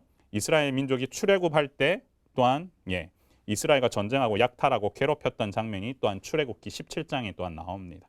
자, 미디안 족속은 또한 아브라함의 후손이고 그들은 또한 요셉을 애굽으로 데려간 상인들이 미디안 상인들이었다라는 통해서 우리가 또 알 수가 있게 되는데요. 모세가 시내 반대로 도피해 목자 생활을 할 때 결혼한 이드로의 딸도 미디안 사람이었다. 그래서 이 미디안 족속까지 이 아라비아 반도에 다 어떻게 보면은 기점을 두고 그들이 생활을 했던 거예요. 자, 정리를 해볼게요. 구약의 지형 가운데에서 가장 우리가 먼저 살펴봤던 지형이 무엇이었습니까? 예, 메소포타미아라고 하는 부분이었죠. 티그리스와 유프라테스 강을 기점으로 두고 그 문명 자체가 어떻게 되었습니까? 계속해서 발달하게 되었죠. 거기서부터 출발을 하게 되었고 거기에서 이어져서 그 비옥한 초승달 지역의 끝 어떻게 보면 지중해에 가까운 부분에 가나안이 있었고 그 가나안 땅은 하나님께서 우리에게 주신 이스라엘 백성이 주셨던 약속의 땅이었습니다. 그런데 그 가나안 땅에서 하나님께서는 애굽으로 또한 이들이 이동시키셔서 애굽에서도 계속해서 이스라엘 백성들이 확장되게 됐는데 그 애굽의 문화권에서 하나님께서는 벗어나게끔 하고자 출애굽 시키셨고 그리고 이 출애굽 사건을 통해서 우리가 또 하나님께서 다시금 가나안으로 들어갈 수 있도록 이렇게 하시는 장면들을 보았고요. 그리고 아라비아라는 지역에는 수많은 또한 다른 어떻게 보면 이방 족속들이 있는데 이 이방 족속들은 계속해서 이스라엘 백성과 어떻게 보면 적대적인 관계도 이렇게 보이면서 그들과 이 지형 안에서 누가 참신이 누구인가에 대해서 계속 다투는 그런 모습들도 보이게 됩니다. 그래서 이 전체적인 지형들도 한번 살펴보시면서 성경을 읽어 나가시면 좋겠습니다. 제가 구약 개관을 좀 잠깐 정리를 하고 좀 넘어가도록 하겠습니다. 먼저 제가 첫 번째 말씀을 드렸을 때 이런 얘기를 드렸어요. 성경 전체를 역사를 인도할 때 우리가 읽어야 되는 관점이 뭐냐면 하나님의 주권과 인간의 책임이라는 관점에서 읽어야 된다 말씀을 드렸습니다. 하나님의 주권적 통치에 그다음에 인간의 책임이 어떻게 반응하는지가 같이 병행이 되어야 된다. 두 번째, 구약 성경의 구조는 모세오경과 역사서 17권이라는 언약 신학의 뼈대를 토대로 시가서, 욥시, 잠전, 이 5권을 통해서 시인의 현재적인 신앙 경험이 노래와 그다음에 미래에 성취될 기대로 구성된 선지서 17권이 붙어있는 구조로 구성이 되어 있다는 것. 그리고 구약의 10시대는 창조, 족장, 출애굽, 광야, 정복, 사사, 통일왕국, 분열왕국, 포로기한 시대로 구분이 되고요. 그리고 이 구약의 지리, 이 시대는 대부분이 비옥한 초승달 지대를 중심으로 해서 하나님의 백성들의 삶이 녹아져 있고 하나님께서는 약속하신 땅에 대한 언약을 기초로 자기 백성을 통치해 가셨다라는 것이 우리가 구약 개관을 통해서 알 수 있는 바입니다. 그러면 우리가 질문을 한번 해봐야겠죠. 나는 하나님의 주권을 온전히 순종하면서 백성으로서의 책임을 다하고 있느냐? 이 부분에 대한 자문자답이 필요합니다. 하나님의 주권을 온전히 인정하고 계십니까? 이 땅을 살아가는 백성으로서 그 책임을 다하고 계십니까? 어떻게 보면 이 성경대학을 통해서 여러분들이 배워갈 거는 지식적인 부분만 배워가셔서는 절대 안 됩니다. 저희가 10시대를 보면서 여러 가지 얘기들을 제가 좀 해드리긴 했지만 가장 중요한 포인트는 하나님께서 그 역사의 주관자가 되셔서 역사를 이끌고 가고 계시고 인간들이 어떻게 고백을 하느냐에 따라서 시가서의 노래가 나오게 되고 그리고 그것들을 통하여서 반복적으로 죄범하게 되자 하나님께서는 선지자들을 통해서 경고의 메시지를 주셨고 경고의 메시지를 받았던 이스라엘 백성들은 심판을 당하게 되었지만 그 심판 속에서도 하나님의 마음은 무엇이었다? 돌아오기를 바라신다라는 메시지였습니다. 그리고 그 돌아오기를 바라심과 동시에 이들을 참 구원해 주시기 위해서 예수 그리스도를 예표해 놓으시면서 앞으로 다시 오실 예수님까지 희망과 소망에 대해서 기대할 수 있도록 이 구약 성경은 어떻게 보면 우리에게 그런 메시지를 주고 있거든요. 그러면 어떻게 해야 되느냐? 하나님의 주권을 인정한 백성으로서 우리는 참 그 책임을 다하면서 주님께서 오실 것을 기대하면서 살아가야 된다. 이것이 먼저 선행이 되어야 될 겁니다. 그리고요, 나는 하나님께서 약속하신 언약에 대해서 온전히 신뢰하고 있느냐라고 물었을 때 나는 과연 하나님 앞에서 얼마나 온전히 하나님의 언약을 신뢰하면서 믿음으로 반응하고 있느냐. 그렇지 못하다고 하면은 여러분들 회개하는 마음으로 이 언약과 신뢰 관계를 내가 다시금 점검하면서 나아가야 한다. 그 사실을 여러분들이 함께 기억하시면서 이제 창세기로 넘어가도록 하겠습니다. 자, 사실은 보통 1강 때 구약 개강까지만 하는데요. 제가 창세기를 좀 더 말씀드리고자 하는 이유가 뭐냐면 전체 내용을 이걸 다루려고 하다 보면 양이 참 많습니다. 그래서 제가 좀 전체적으로 말도 빠르곤 한데 여러분들이 같이 좀 따라오시면서 같이 좀 체크하시면서 이 동영상으로 진행되는 강의 동안 집중하실 수 있었으면 좋겠습니다. 아멘이십니까? 자, 그러면 창세기 강의 이어서 한번 가보도록 하겠습니다. 창세기 서론입니다. 여러분, 창세기의 서론 하는데 이 교재에는 첫 번째로 전체 개관이 누가라고 하는 부분, 그다음에 언제, 어디서, 무엇을, 어떻게, 그다음에 왜라고 하는 육하 원칙에 의해서 이 책이 먼저 구성되어 있는데요. 제가 오늘 시간 되는 부분까지 해서 창세기 한번 나아가 보도록 할게요. 첫 번째 누가에 대한 부분입니다. 누가 이 창세기를 저술했느냐 했을 때 우리가 창세기의 저자를 직접 언급하지는 않잖아요. 그렇죠? 왜냐하면 여러분 우리가 신약을 보다 보면은 수신자가 누구고 누가 이걸 발송했고 하는 게 정확하게 명확하게 들어 있어요. 그런데 창세기 같은 경우에는 첫 시작부터가 태초에 하나님 천지를 창조하십니다.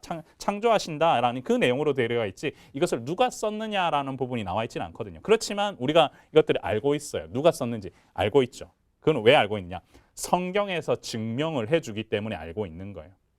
창세기에 기록된 사실 내용 자체는요. 모세가 태어나기 약 300년 전에 끝이 나게 됩니다. 그러나 성경은 일관되게 모세가 창세기를 포함한 모세 오경을 뭐 했다? 기록했다고 증거하고 있어요. 그래서 신구약은요. 동일하게 모세 오경 전체를 누가 기록했다?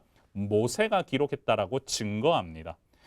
여러분 이것을 어떻게 할 수 있는지 이제 제가 우리 교재에 나와 있는 부분 설명을 해드릴 건데요. 첫 번째가 모세 오경의 두 번째 책이 무엇입니까? 출애굽기죠. 출애굽기를 연결이 될 때 이 히브리 원어에 베엘레흐라는 접속사로 이것이 넘어가요. 이게 무슨 말이냐면 그리고라는 뜻입니다. 그러니까 창세기가 끝이 난 게 아니라 사실은 출애굽기로 뭐 하는 거죠? 연결이 이어진다라는 거예요. 근데 출애굽기부터 신명기까지는 모세가 기록했다라고 하는 명확한 증거 구절이 너무나 많습니다. 자, 보실까요? 여호와께서 모세에게 이르시되 이것을 책에 뭐하라? 기록하여. 출애굽기 17장 14절. 그리고요. 레위기 1장 1절에서 2절 볼까요? 여호와께서 회막에서 모세를 부르시고 그에게 말씀하여 이르시되 이스라엘 자손에게 말하여 이르라라고 하는 구절 또 나오죠.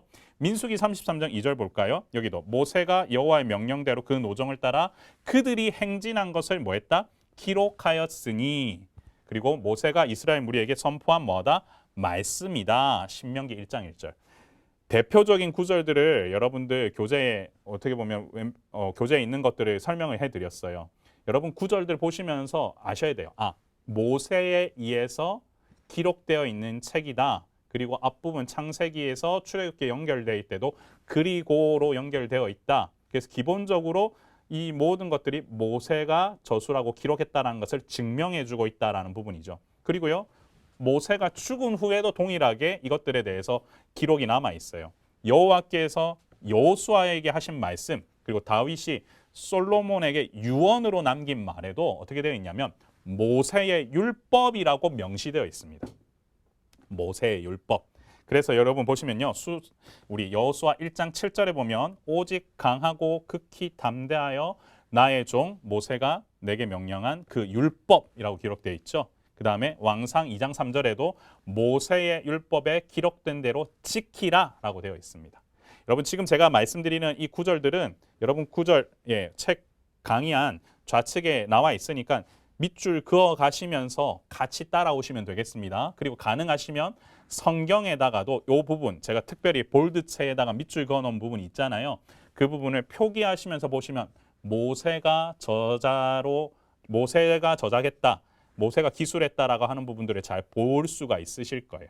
자, 그리고요. 이것들은 단순히 거기서만 끝나지 않습니다. 예수님께서 나병 환자를 고쳐주시고 하신 말씀이라든지 부활이 없다고 하는 사두개인들에게 예수님께서 올무를 놓으면 물었을 때 주신 답에도 나와 있고요. 초막절 절기에 자신을 죽이려건 유대인들을 향하여서도 주신 말씀에서처럼 모세가 기록한 율법이라는 표시는 계속해서 등장합니다.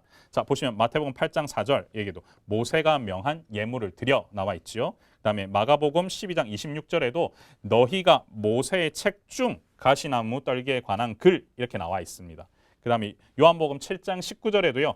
모세가 너희에게 율법을 주지 아니하였느냐라고 하면서 계속해서 모세가 저작을 했다라는 것들이 증명되고 있죠. 모세가 저자라는 견해는 18세기까지 도전을 받지는 않았습니다만 현세에서 많이 사실 도전이 되고 있습니다. 그런데 중요한 것 18세기 이후에도 보수적인 그리스도인과 유대인은 계속하여 모세가 지었다라고 인정하고 있어요. 저희 교단, 특별히 저희가 함께 가르치는 우리 사랑의 교회 포함한 우리 장로교 합동교단에서는 당연히 모세의 저작서를 우리가 주장하고 있어요.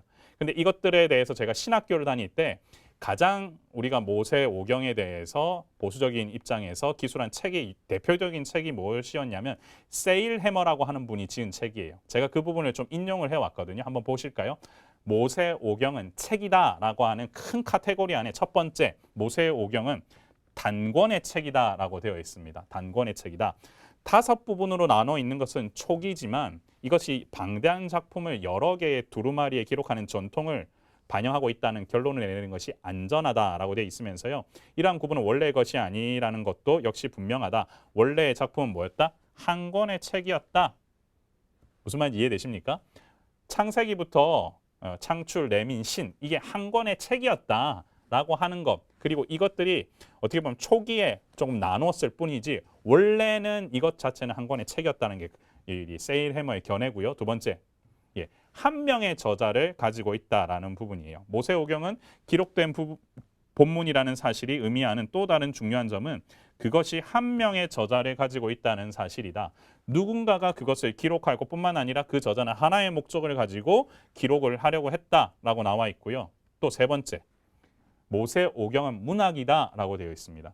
성경은 급하게 기록된 문서이거나 단순한 역사적 기록문들이 아니다. 그래서 성경은 조심스럽게 구성된 문학작품이다라고 하면서 고전적 문학작품임을 증명하고 있다라는 거예요. 여러분 이거 좀 잘 이해하셔야 되는데 뭐냐면 하나의 장르로서 이게 구성되어 있다라는 그런 얘기를 하는 겁니다. 창출, 레민, 신이 역사서라고 하는 하나의 장르로서 어떻게 보면 그것들이 문학적인 요소들과 같이 가미되어 있다 했기 때문에 모세오경은 책이다. 그리고 한 명이 썼다. 그리고 이것이 나눠진 것은 초기의 분류를 위해서 그렇게 한 거지 기본적으로는 저자가 한 명이다라고 하는 얘기를 계속 얘기해주고 있어요. 그래서 우리는 이것들에 대해서 더 이상 의심할 것 없이 모세오경은 누구다? 모세가 썼다. 이렇게 우리가 인지하고 넘어가시면 되겠습니다. 언제적 우리가 이것들을 다루고 있느냐 했을 때 다루는 연대 자체는요. 창세기는 그 어느 책보다도 긴 기간을 다루고 있습니다. 사실 65권을 모두 합친 것보다도 더 긴 기간을 다루는데요. 이것들을 우리가 좀 장으로 분류하면서 살펴보도록 하겠습니다. 1장부터 11장은 4가지 사건들이 나와 있죠. 창조, 타락, 그다음에 홍수 심판, 그다음에 마지막에 뭐죠? 바벨탑 이렇게 나눠져 있죠. 그래서 창조부터 주전 2090년까지의 2000년이 넘는 기간 동안에 일어난 일들이 여기에 박진감 있게 전개가 됩니다. 그래서 주전 2090년에 데라가 하란에서 죽었다 하가는 이 표시까지 제대로 되어 있잖아요. 그리고 12장에서 36장엔 또 누구에 대한 얘기입니까? 아브라함, 이삭, 야곱에 관련된 이야기인데요. 주전 2090년에서 1897년까지의 이야기입니다. 그래서 약 193년간의 기간 동안의 이야기를 다루고 있는데요. 데라의 죽음에서부터 요셉이 애굽으로 팔려가는 사건까지의 내용을 다루고 있습니다. 그리고 37장에서 50장까지는 마지막 장까지는 요셉에 관련된 얘기가 나와 있어요. 약 93년간의 기간입니다. 그래서 요셉이 애굽으로 내려간 때로부터 그가 임종을 맞이하는 때까지의 내용이라고 보시면 되겠습니다. 여러분 다루는 연대는 이렇고요. 기록된 연대를 또한 살펴보셔야 되는데 기록된 연대는 주전 1446년에서 1406년까지라고 해서 모세가 애굽으로 돌아가서 사역을 시작한 때이고 1406년은 모세가 세상을 떠난 시점을 우리가 추정해 보면은 이 시기에 모세가 기록을 했을 것이다 라는 것을 우리가 알 수 있게 되죠. 아마도 이스라엘의 광야 방황기에 기록하기 시작했다라는 것을 우리가 알 수 있습니다. 자, 그렇다면 이걸 또한 장소적인 부분도 한번 살펴봐야겠죠. 어디를 다루고 있느냐 했을 때 1장부터 11장은 에덴에서 하란까지 비옥한 초승달 지역에서 나와 있습니다. 그리고 창세기의 원 역사의 배경이 되는 에덴 동산 그리고 아라랏산에서는 노아, 홍수 관련된 방주 만들었던 부분 그리고 바벨탑이 세워졌던 바벨탑이 세워진 부분은 갈대아 우르 그 인근이거든요. 시나이 평지 그 부분에 이르기까지 그 장소와 그다음에 갈대아 우르 또한 하란이 배경이 전체적으로 이루어지고 있다. 이렇게 살펴보시면 되겠습니다. 12장에서 36장은요. 원역사 지역에서 이제 벗어나서 가나안을 주 배경으로 진행이 됩니다. 아브라함이 하나님의 부르심을 받고 갈릴리 바다, 요단강 사해 지중해 경계에 형성된 가나안 땅으로 입성을 하게 되죠. 그래서 아브라함부터 이삭, 야곱 이르기까지 여기서 가나안에 대한 지역을 기점으로 해서 전개가 일어나고 있고요. 그리고 37장 이후에는 요셉이 애굽으로 팔려가게 됨으로 인해서 가나안에서 애굽으로 이동을 하게 되겠죠. 그래서 먼저 애굽으로 가서 요셉이 총리 대신이 되자 이후에 기근이 일고 나서 야곱의 가족들이 또한 애굽으로 내려가게 되었습니다. 그래서 약 70명 되는 야곱의 온 가족이 애굽으로 이어지는 그런 장면들로 구성이 되어 있다. 여러분 살펴보시면 될 것 같습니다. 자, 그리고요. 이것들을 공간적인 개념으로 좀 살펴보기를 원합니다.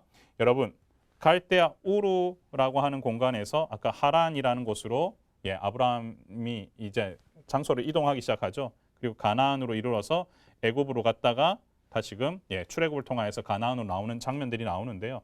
성경을 찾아보시면 이 장면들이 이제 제일 먼저 우르에서 하란으로 이동하는 장면이 언제 나오냐면요. 창세기 11장 31절에서 32절에 나옵니다. 한번 여러분 성경을 한번 펼쳐 보시겠습니까? 창세기 11장 31절에서 32절 보시면 데라가 그 아들 아브람과 하란의 아들인 그의 손자 롯과 그의 며느리 아브라함의 아내 사레를 데리고 갈대아인의 우르를 떠나 그리고 가나안 땅으로 가고자 하더니 하란에 이르러 거기에 거류하였으며 그 다음에 데라는 나이 205세가 되어 하란에서 뭐했다? 죽었다라고 하면서 첫 번째 장소 이동, 공간 이동이 일어났고요. 두 번째 야곱이 부엘세바에서 떠날 새 이스라엘 아들들이 바로가 그를 태우려고 보낸 수레에 자기들의 아버지 야곱과 자기들의 처자를 태우고 그들의 가축과 가나안 땅에서 얻은 재물을 이끌었으며 야곱과 그의 자손들이 다 함께 애굽으로 갔더라 해서 애굽으로 이동하는 장면, 공간 이동이 나옵니다. 여러분 이 장소적인 것들이 사실은 창세기를 이해하는 데 있어서 가장 중요한 부분 중에 또 하나입니다. 왜냐하면 여러분 창세기는요 처음 시작부터 하나님께서 공간을 만드셨잖아요. 그죠? 하나님께서 처음 만드셨던 공간이 어디입니까? 에덴입니다. 근데 그 에덴에서 우리에게 생육하고 번성하고 땅에 충만하고 정말 정복하고 그곳을 마음껏 누리라고 하셨음에도 불구하고 인간의 타락으로 벗어나게 되었죠. 그래서 쫓겨나게 됩니다. 하나님께서 인간에게 주셨던 공간에서 쫓겨나게 돼요. 그리고 나서 시간이 또한 흘렀어요. 제가 오늘 말씀드렸던 갈대우르에서 하란에서 가나안, 가나안에서 애굽이라고 하는 이 공간, 장소 이동을 통해서 하나님께서 원하시는 것은 무엇이었냐면요. 이 공간을 이동할 때 있어서 너희는 나를 믿고 내가 너에게 준 언약을 믿고 따라오라는 거예요. 그래서 중요한 개념이 뭐냐. 이스라엘 백성의 공간 이동은 내가 의지하던 세상을 등지고 하나님의 뜻에 삶을 맡기는 믿음의 확장의 역사입니다. 여러분, 우리가 이사를 한번 함에 있어서도요. 이것들을 준비함에 있어서 상당히 많은 에너지가 들어갑니다. 그렇죠? 그런데 이와 같은 지역을 갖다가 이동함에 있어서 하나님께서 약속을 주셨습니다. 그리고 그 약속 가운데에서 책임져 주시겠다고 하셨습니다. 여러분, 그 약속만 믿고 나아가는 것이 쉬운 일일까요? 어려운 일일까요? 어떤 일일까요? 분명한 사실은 이 공간 이동의 역사를 통해서 하나님께서 주시고자 하는 메시지가 있습니다. 언약은 반드시 뭐한다? 성취된다. 내가 그 땅으로 너희들을 보내지만 그 땅에서 너희들을 내가 책임지겠다. 너희는 믿고 따라오라. 내가 그 땅으로 다시 보낸다. 내가 너희를 책임지겠다. 따라오라. 그래서 믿음을 계속해서 확장시켜 나가시는 거예요. 언약의 확장이 계속 일어나게 된다라는 겁니다. 이런 공간 이동을 통하여서 장소들을 보실 때마다 어떻게 해야 되냐? 하나님께서 이스라엘을 그리고 4명의 족장들을 통하여서 주신 약속들을 성취해 가시고 계시구나. 이것들을 기억해 두시면 좀 더 이 성경을 읽어 나가는 데 있어서 많은 도움이 되리라고 믿습니다. 그리고 무엇을에 대한 부분 또한 말씀드릴게요. 창세기는 시작에 관련된 부분을 다루고 있다고 아까 앞서에도 말씀을 드렸습니다. 시작입니다. 근데 이 시작이 무엇과 무엇으로 나눠지냐면 인류의 시작과 이스라엘 민족의 시작으로 우리가 구분을 할 수가 있게 되는데요. 인류의 시작은 1장부터 11장까지입니다. 이 부분을 우리가 원역사라고 하잖아요. 근데 우주가 먼저 시작이 되죠. 1장 1절에. 여러분, 창세기에는 태초에라는 말로 우주의 시작을 알립니다. 이것은 하나의 어떻게 보면 스테이트먼트인데요. 이 구절 보시면 좋겠습니다. 여러분 어떻게 읽느냐 했을 때 베레시트 바라 엘로임 엣 하샤마임 베에렛 하에렛이라고 되어 있습니다. 베레시트 바라 엘로힘 엣 하샤마인 베엣 하에렛 이렇게 읽는데요. 뭐 어렵게 생각하실 필요가 없는 게 이게 시작이라는 거예요. 태초에 창조하시다 바라 엘로힘 누가요? 엘로힘 하면 아시겠죠? 하나님께서 무엇을요? 하샤마임 하늘을 그 다음에 또 무엇을요? 하에렛 뭡니까? 땅을 그러니까 천지와 땅을 하나님께서 공간을 창조하신다라는 얘기. 그러면서 시작이 어떻게 보면 그랜드 디자인이 일어나게 되는 거예요. 근데 그 공간을 만드시고 나서 그냥 두셨습니까? 아니요. 인류를 또한 뭐 하십니까? 예, 거기다가 채워 넣으십니다. 그것을 다스리게 하려고. 그래서 인류는 하나님의 자기 형상에 따라서 하나님의 형상대로 지어진 거죠. 왜냐하면 그 공간을 다스려야 되기 때문에. 그래서 기억하셔야 될 게 뭐냐면 인간은 하나님의 무엇입니까? 대리 통치자입니다. 기억하십시오. 잘 메모해 두십시오. 인간은 하나님의 형상, 셀렘을 따라서만 어떻게 보면 지어진 존재이기 때문에 셀렘, 하나님의 형상이거든요. 셀렘에 따라서 지어진 존재이기 때문에 하나님의 대리 통치자로서의 기능을 합니다. 그리고 그 인류를 통하여서 하나님께서는 또한 시작을 알리시죠. 그리고 또 그것만 알리신 게 아닙니다. 안식일을 통해서도 알리셨습니다. 시작을 알리시는 거예요. 하나님께서 6일 동안 창조하신 후에 하루를 쉬셨지 않습니까? 근데 여기 이 쉬다라는 이 개념 자체가 무엇인지를 여러분이 조금 아실 필요가 있는데요. 여러분 월터 브로그만이라고 하는 학자가 지은 책 가운데 안식일은 저항이다라고 하는 얘기가 있습니다. 여러분 저항, 왜 이것을 안식일은 저항이라고 하냐면요. 24시간을 우리가 매번 우리는 세상 가운데 살아가고 있습니다. 그렇죠? 우리의 먹거리를 위해서 에너지를 드리고 있단 말이에요. 근데 그 에너지를 드리고 있는데 또 불구하고 우리가 집중해야 할 대상이 누구입니까? 하나님이어야 된다라는 거예요. 하나님 앞에 나아가야 됨에도 불구하고 우리가 집중하지 못했을 때 우리는 세상을 저항하고 그날은 하나님 앞에 나와야 되는 거예요. 그렇기 때문에 우리가 하던 먹고 사는 행위를 멈추고 하나님 앞에 나오는 날이 무엇이다? 안식일이다. 그리고 그 날이 신약에 이르러서는 주님의 부활을 기념함으로써 모였기 때문에 그날을 지금 우리가 주일로 지키고 있는 거거든요.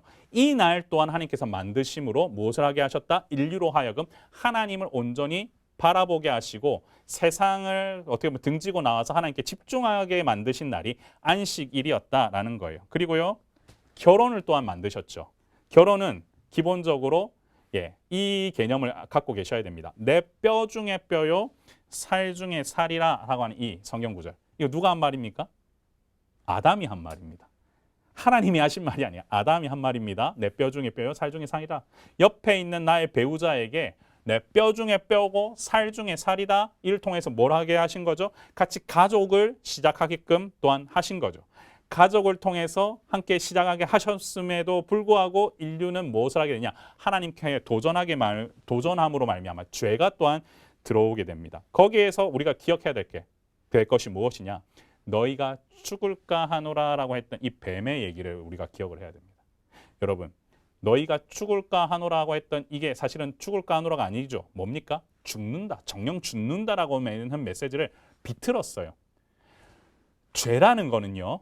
하나님의 메시지를 비틀면서부터 시작을 하는 겁니다. 하나님의 메시지를 그대로 여러분들이 반응하지 아니하고 순종하지 아니하고 그것을 내 마음대로 해석할 때부터 어떤 일이 벌어지느냐? 죄가 들어오게 되는 거예요. 바로 인류의 시작과 동시에 이 죄도 이런 식으로 들어오게 되었죠. 그렇지만 우리가 이렇게 살아갈 수 있는 이유가 무엇이냐? 희생제사와 구원을 통하여서 하나님께서는 여자의 후손을 예배해 두고 계신다라는 거예요. 여자의 후손과 원수가 되게 하리라 이렇게 하신 말씀을 주시는데요. 이거는 하나님께서 뱀에게 하신 말씀이거든요. 여자의 후손이 누구입니까? 다시 오실 예수 그리스도. 그 예수 그리스도와 함께 하나님께서는 죄 범하게 했던 뱀으로 하여금 원수가 되게 하겠다 하면서 복음을 허락하여 주시는 거죠. 바로 이 창세기는 구속사역의 역사의 시작이 된다라고 하는 것을 또 이 창세기 3장 15절을 통해서 우리가 알게 됩니다. 그리고 가족에 대한 얘기 시작하는 것 말씀드렸고요. 문명에 관련된 것도 말씀드렸고, 여러분들 이 구절을 통해서는 정부에 관련된 부분 말씀을 드릴 수가 있는데, 여기 구절 한번 읽어볼까요? 다른 사람의 피를 흘리면 그 사람의 피도 흘릴 것이니 이는 하나님이 자기 형상대로 사람을 지으셨습니다. 9장 6절을 통해서 징계를 내리는 제도가 형성되었다. 그래서 이 제도를 통하여서 통치할 수 있도록 하나님께서 만들어 가셨다라는 거죠. 그리고 나라들도 시작되게끔 하셨습니다. 이 나라들이 어떻게 시작이 되었느냐? 좀 안타깝지만 나라들이 시작되게 된 데는 이 구절을 우리가 좀 알고 가야겠죠. 창세기 11장에 나와 있는 내용 중에 5절부터 8절인데요. 여호와께서 사람들이 건설하는 그 성읍과 탑을 보려고 내려오셨더라. 누가 내려오셨다고요? 여호와께서 이르시되 이 무리가 한 족속의 언어도 하나고 이같이 시작하였으나 이후로는 그 하고자 하는 일을 막을 수가 없다. 그래서 그들의 언어를 뭐하게 하셨죠? 혼잡하게 하심으로 말미암아 서로 알아듣지 못하게 하시고 지면에 뭐하면 흩으시었고 그 도시를 건설하기를 이제는 그치게 만드셨다. 다 흩으심으로 말미암아 어떤 일이 벌어졌죠? 언어가 달라지게 되고 나라들이 생기게 되었죠. 어떻게 보면 좀 안타깝긴 하지만 이 또한 원역사를 통해서 시작되게 되었습니다. 이후에는 이스라엘에 나타나 있는 민족의 시작이 일어나게 된 거예요. 자, 12장부터 50장까지 내용인데 보십시오. 하나님께서 아브라함을 지명하여 불러내셔서 모든 민족을 축복하실 통로가 이스라엘 민족의 역사를 시작하게 하십니다. 제가 말씀드리고 싶은 이스라엘 민족을 시작하게 하시죠. 이 시작도 창세기에 있어서는 가장 큰 구조다라고 하는 이 부분을 여러분들이 기억하셨다가 또한 여러분들이 같이 읽어 나가시면 좋겠습니다. 그래서 인류의 시작과 그 다음에 족장들에 의한 민족의 시작이 구성이 되어 있다. 이것이 창세기를 우리가 이해하는 데 있어서 가장 중요한 포인트가 된다라는 거예요. 그런데 여러분 창세기에 나타난 예수 그리스도에 대해서도 우리가 좀 중점적으로 살펴볼 필요가 있습니다. 창세기에는요. 예수 그리스도에 대한 예표가 많이 등장을 하는데요. 여러분 예표라는 것이 무엇인 줄 아십니까? 예표라는 거는요. 미리 알려주는 표징입니다. 장래의 완전한 것을 미리 나타내 보여주는 그리고 현재 미미한 것을 뜻함 이렇게 나와 있는데요. 기본적으로는요. 이 예표라는 것은 무엇을 말하냐면 우리의 속죄제물이 대신 예수 그리스도를 예표한다 이렇게 보시면 되겠어요. 그러니까 창세기에 나와 있는 곳곳에 사람이라든지 그리고 물체라든지 이게 무엇을 예표하냐면 예수 그리스도를 예표한다라는 것을 알고 계시면 우리가 그것을 통해서 누구를 우리가 이제 떠올리나요? 예수님을 떠오르게 된다는 거죠. 어떻게 보면 예수님을 또한 상상하게 하는 평행 이론과도 같은 건데요. 이 부분에 대해서까지 좀 말씀을 좀 드릴게요. 자, 6월절 어린 양이 우리 속죄제물 대신 예수 그리스도를 예표하고 광야의 이스라엘은 이 세상에 존재하는 신약의 교회를 예표한다. 그래서 예표한다라는 거 우리가 좀 말씀을 드렸고요. 이것을 좀 알려면은 여러분 벤게메련이 지은 구원 계시의 발전사에 이런 내용이 있는 것을 좀 알고 넘어가시면 좋을 것 같습니다. 중요한 건 여기서 제가 노란 부분만 좀 읽겠습니다. 창세기의 그 약속들이 구속 계획의 중심을 포함하고 있다. 그것들은 우리에게 하나님의 방향과 목적을 말해주는데요. 그것들은 구원사가 나아가고 있는 목적지를 가르쳐준다라고 되어 있습니다. 무엇을 얘기하느냐? 창세기에 나와 있는 그 하나하나가 다 구속사역의 연장에 있다라는 거예요. 자, 이것을 한번 우리가 뒤에 예를 통해서 볼게요. 아담이 그렇습니다. 아담은 우리 잘 알죠. 아담은 오실자의 모형이다. 예수 그리스도의 모형이다 라고 하는데요. 여러분 이거 구절을 좀 이해가 되십니까? 왜 아담이 예수 그리스도의 모형이냐? 이거를 이해하려면 아담은 사실은 아담의 대표성 그리고 예수 그리스도의 대표성을 이해를 해야 됩니다. 사실 아담이나 예수님은 죄 없이 이 땅에 오시긴 했어요. 그래서 우리가 보통 로마서에서 보면은 옛 창조의 머리이고 예수님은 새 창조의 머리가 되시긴 하지만 사실은 이 대표성을 이해하지 못하면은 이 첫 번째 구절을 이해하기가 좀 힘듭니다. 기본적으로 우리가 이해할 것, 이들이 한 행위는 그러니까 예수님과 아담의 행위 자체는 이들이 대표하고 있는 사람들에게 뭐한다? 전가된다라는 것이 가장 닮은 점이다라고 하는 부분이 사실은 제가 읽은 팀 켈러 목사님의 책에 나와 있어요. 여러분들 전가된다. 아담은 뭘 전가시켰죠? 죄를 전가시켰죠. 근데 예수님은 의를 어떻게 보면 전가를 시키신 겁니다. 자신이 죽음으로 말미암아 죄를 사하시고 의를 전가시키셨던 거거든요. 그래서 그 구절들을 좀 살펴보면 16절부터 19절까지 말씀이 이렇게 나와 있는데요. 한 죄는 정죄에 이르렀으나 은사는 의롭다함에 이르렀다. 18절 한 범죄의 결과는 정죄였지만 한 의로운 행위의 결과는 의롭다함이었다. 19절 한 사람의 불순종으로 말미암아 많은 사람이 죄인 되었지만 한 사람의 순종을 통해 많은 사람이 의롭다함을 받았다.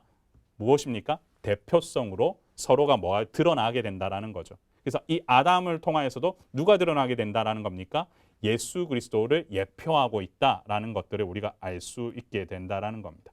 자, 그리고서요, 여러분, 아담의 아내는 하와는 불순종한 여자였으나 또한 예수님은 하나님께 순종한 여인의 마리아의 아들로 오셨다라는 점. 그다음에 아담은 에덴 동산에서 불순종했으나 예수님은 겟세마네 동산에서 순종하셨다는 점. 아담에게 주신 생명나무는 결국 사망의 나무가 되었지만 예수님이 짊어진 사망의 나무는 오히려 생명의 나무가 되셨다는 점. 그리고 인류는 아담의 불순종 때문에 하나님과 교제 관계가 끊어지게 되었다는 점. 그런데 예수 그리스도는 순종으로 말미암아 끊어진 관계를 회복하게 되었다 하면서 이제 전가를 통하여서 이것들이 예표하고 있다라는 것을 보게 되겠죠. 아벨에 대한 부분도 마찬가지입니다. 아벨은 피의 희생 제사는 그리스도를 가리킨다라고 해요. 아벨이 가인에 의해 죽임을 당했잖아요. 근데 그리스도께서도 희생을 당하셨죠. 그래서 이것이 이제 아벨을 통하여서도 어떻게 보면 예표가 된다라는 거예요. 좀 중요한 부분이 뭐냐면 아벨은 자기도 양의 새끼와 그 기름을 드렸더니 여호와께서 아벨과 그의 제물을 받으셨다라고 되어 있습니다. 여기 창세기 4장 4절. 이 구절 진짜 중요한데요. 잘 보십시오. 뭘 받으셨다라는 겁니까? 여호와께서 아벨과 그의 제물을 받으셨다라는 거예요. 그의 제물만 받은 게 아니라 아벨을 받으셨다라는 거예요. 이게 왜 중요하냐면 아벨을 받고 아벨의 제물도 받으셨다라는 건 아벨 자체가 어떤 사람이었냐? 하나님께서 하나님의 주권 가운데에서 아벨은 받을 만한 사람이었다라는 것이 증명된다라는 거죠. 제가 말씀드렸잖아요. 저희가 구약 성경을 이해함에 있어서 이것을 이후에 있는 레위기의 제사법으로 이해하게 되면 이게 시간 순서상으로 맞지 않습니다. 왜 하나님은 아벨의 제사만 받으셨나 했을 때 이거는 전적으로 하나님의 주권입니다. 아벨이 그런 사람이었기 때문입니다. 하나님 앞에서 참 예배자였기 때문입니다. 그래서 그가 바쳤던 예물 또한 하나님께서 같이 바치신 거예요. 그래서 이것을 통해서 아벨을 통해서 누구를 우리가 상상할 수 있게 됩니까? 예수님을 발견하게 되는 거죠. 예수님께서 제물이 되셨잖아요. 그 스스로가 제물이 되셨다라는 거. 그걸 여러분들이 기억을 해 두셔야 됩니다. 죽임 당한 양도 예표죠. 그래서 이 가죽옷을 입히셨다라고 하는 부분 우리가 기억해야 되는데요. 여러분, 가죽옷 자체가 무엇입니까? 타락한 이들의 부끄러움을 감추기 위해서 동물의 희생이 되었다는 부분이죠. 그 부분이 여러분들이 우리가 기억을 하셔야 돼요. 그래서 그 가죽옷을 통한 희생, 이것이 죽임 당한 양이 또한 예수님을 예표하죠. 예수님께서도 희생을 당하셨으니까. 그리고 아벨은 앞서 얘기했다시피 양의 첫 새끼와 그 기름을 드렸더니 아벨과 그의 제물은 받으셨으나 해서 이 첫 새끼라고 하는 부분이 히브리어의 구체적 의미에서 가장 좋은 것을 뜻하거든요. 그래서 여러분들이 좀 이해를 하시면 좋은 게 가죽옷 자체는 타락한 이들의 부끄러움을 감추기 위한 동물의 희생이었고 첫 새끼는 히브리어의 구체적 의미 가장 좋은 것을 말하니까 가인의 제물에 이 표현이 빠졌다는 것은 가인의 마음이 예배에 합당한 곳에 있지 않았다라는 점으로 또한 이해를 하시면 되겠습니다. 방주도 마찬가지입니다. 이것도 예표를 합니다. 어때요? 이건 노아의 때와 인자가 오시는 때와 비교를 합니다.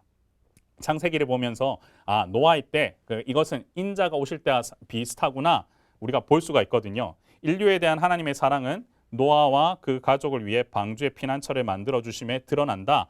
방주는 피조물을 위한 하나님의 계속적인 계획의 상징이 된다라고 하는 점. 그래서 우리가 이 구절을 보시면요. 노아의 때가 어디와 비교가 되고 있습니까? 인자의 때와 비교가 되고 있죠. 그래서 우리가 알아셔야 돼요. 그리스도는 그분의 은혜로 하나님의 심판의 홍수에서 우리를 뭐 하십니까? 지키셨다. 그래서 이 어떻게 보면 노아의 때와 같이 죄범함이 심하고 인자의 때도 그러하지만 여러분들 이 인자의 때를 통하여서 또 하나님께서는 그리스도를 보내주심으로 말미암아 우리를 회복시키셨다라는 것까지가 여러분들 오늘 우리가 볼 수 있는 부분인데요. 멜기세덱부터는 다음 시간에 이어서 또한 강의를 해드리도록 하겠습니다. 제가 첫 시간임에도 불구하고 이렇게 진도를 나갈 수밖에 없었던 이유는 말씀을 드렸습니다. 저희가 다루고자 하는 양 자체가 상당히 방대하고 저는 가급적 여러분들과 함께 이 내용들을 다 다루기를 원합니다. 그래서 여러분들 좀 따라오신 후에 한번 복습을 반드시 해주시고 그리고 여러분들이 기억하셨으면 좋겠습니다. 창세기를 통해서 우리가 지금 보고자 하는 역사는 핵심이 뭐라고 말씀드렸습니까? 시작입니다. 어떻게 무엇을 시작이 되었냐? 좋은 것도 시작됐지만 좋지 않은 것도 시작이 되었습니다. 근데 저는 성경대학을 통해서 여러분들과 이것을 좀 나누고 싶습니다. 하나님께서 우리에게 채우고자 하시는 바들을 온전히 잘 출발하셨으면 좋겠습니다. 그래서 이 성경대학을 저와 여러분들이 시작함에 있어서도 하나님의 뜻을 발견하고 그리고 기왕하는 거 이 한 학기 동안 정녕 하나님께서 우리에게 무엇을 알려주고자 하시는지를 제대로 시작해보는 그런 2021년이 되었으면 좋겠습니다. 여러분 가능하시겠습니까? 오늘 어떻게 보면은 제가 좀 빠른 속도로 달려왔는데 좀 이해를 부탁드리겠습니다. 그리고 최대한 여러분들에게 알려드리고자 하는 내용과 함께 여러분들과 함께 은혜를 나누길 원합니다. 자, 오늘 첫 시간이었는데 제가 기도하고 마치고 다음부터 멜기세덱 이후부터는 다음 시간에 강의를 하도록 하겠습니다. 제가 기도하고 마무리하겠습니다. 존귀하신 하나님 아버지 감사합니다. 오늘 이 시간 첫 시간 강의를 말씀을 나누었습니다. 우리 성도님들에게 하나님 은혜 내려주시고 창세기를 통하여서 보여주고자 하시는 그리스도의 온전한 뜻을 이들에게 밝히셔서 주님께서 원하시는 것들 잘 감당함으로써 이 말씀을 통하여서 회복되고 주님 앞에 기도함으로 나아가며 이 성경의 역사를 한 번에 다 꿰는 놀라운 일들이 이곳 가운데 일어날 수 있도록 주님이 역사하여 주옵소서. 오늘 이 시간에 주신 말씀들 같이 기억하면서 한 주간 살아가길 원하옵고 예수 그리스도의 이름으로 간절히 기도드리옵나이다. 아멘.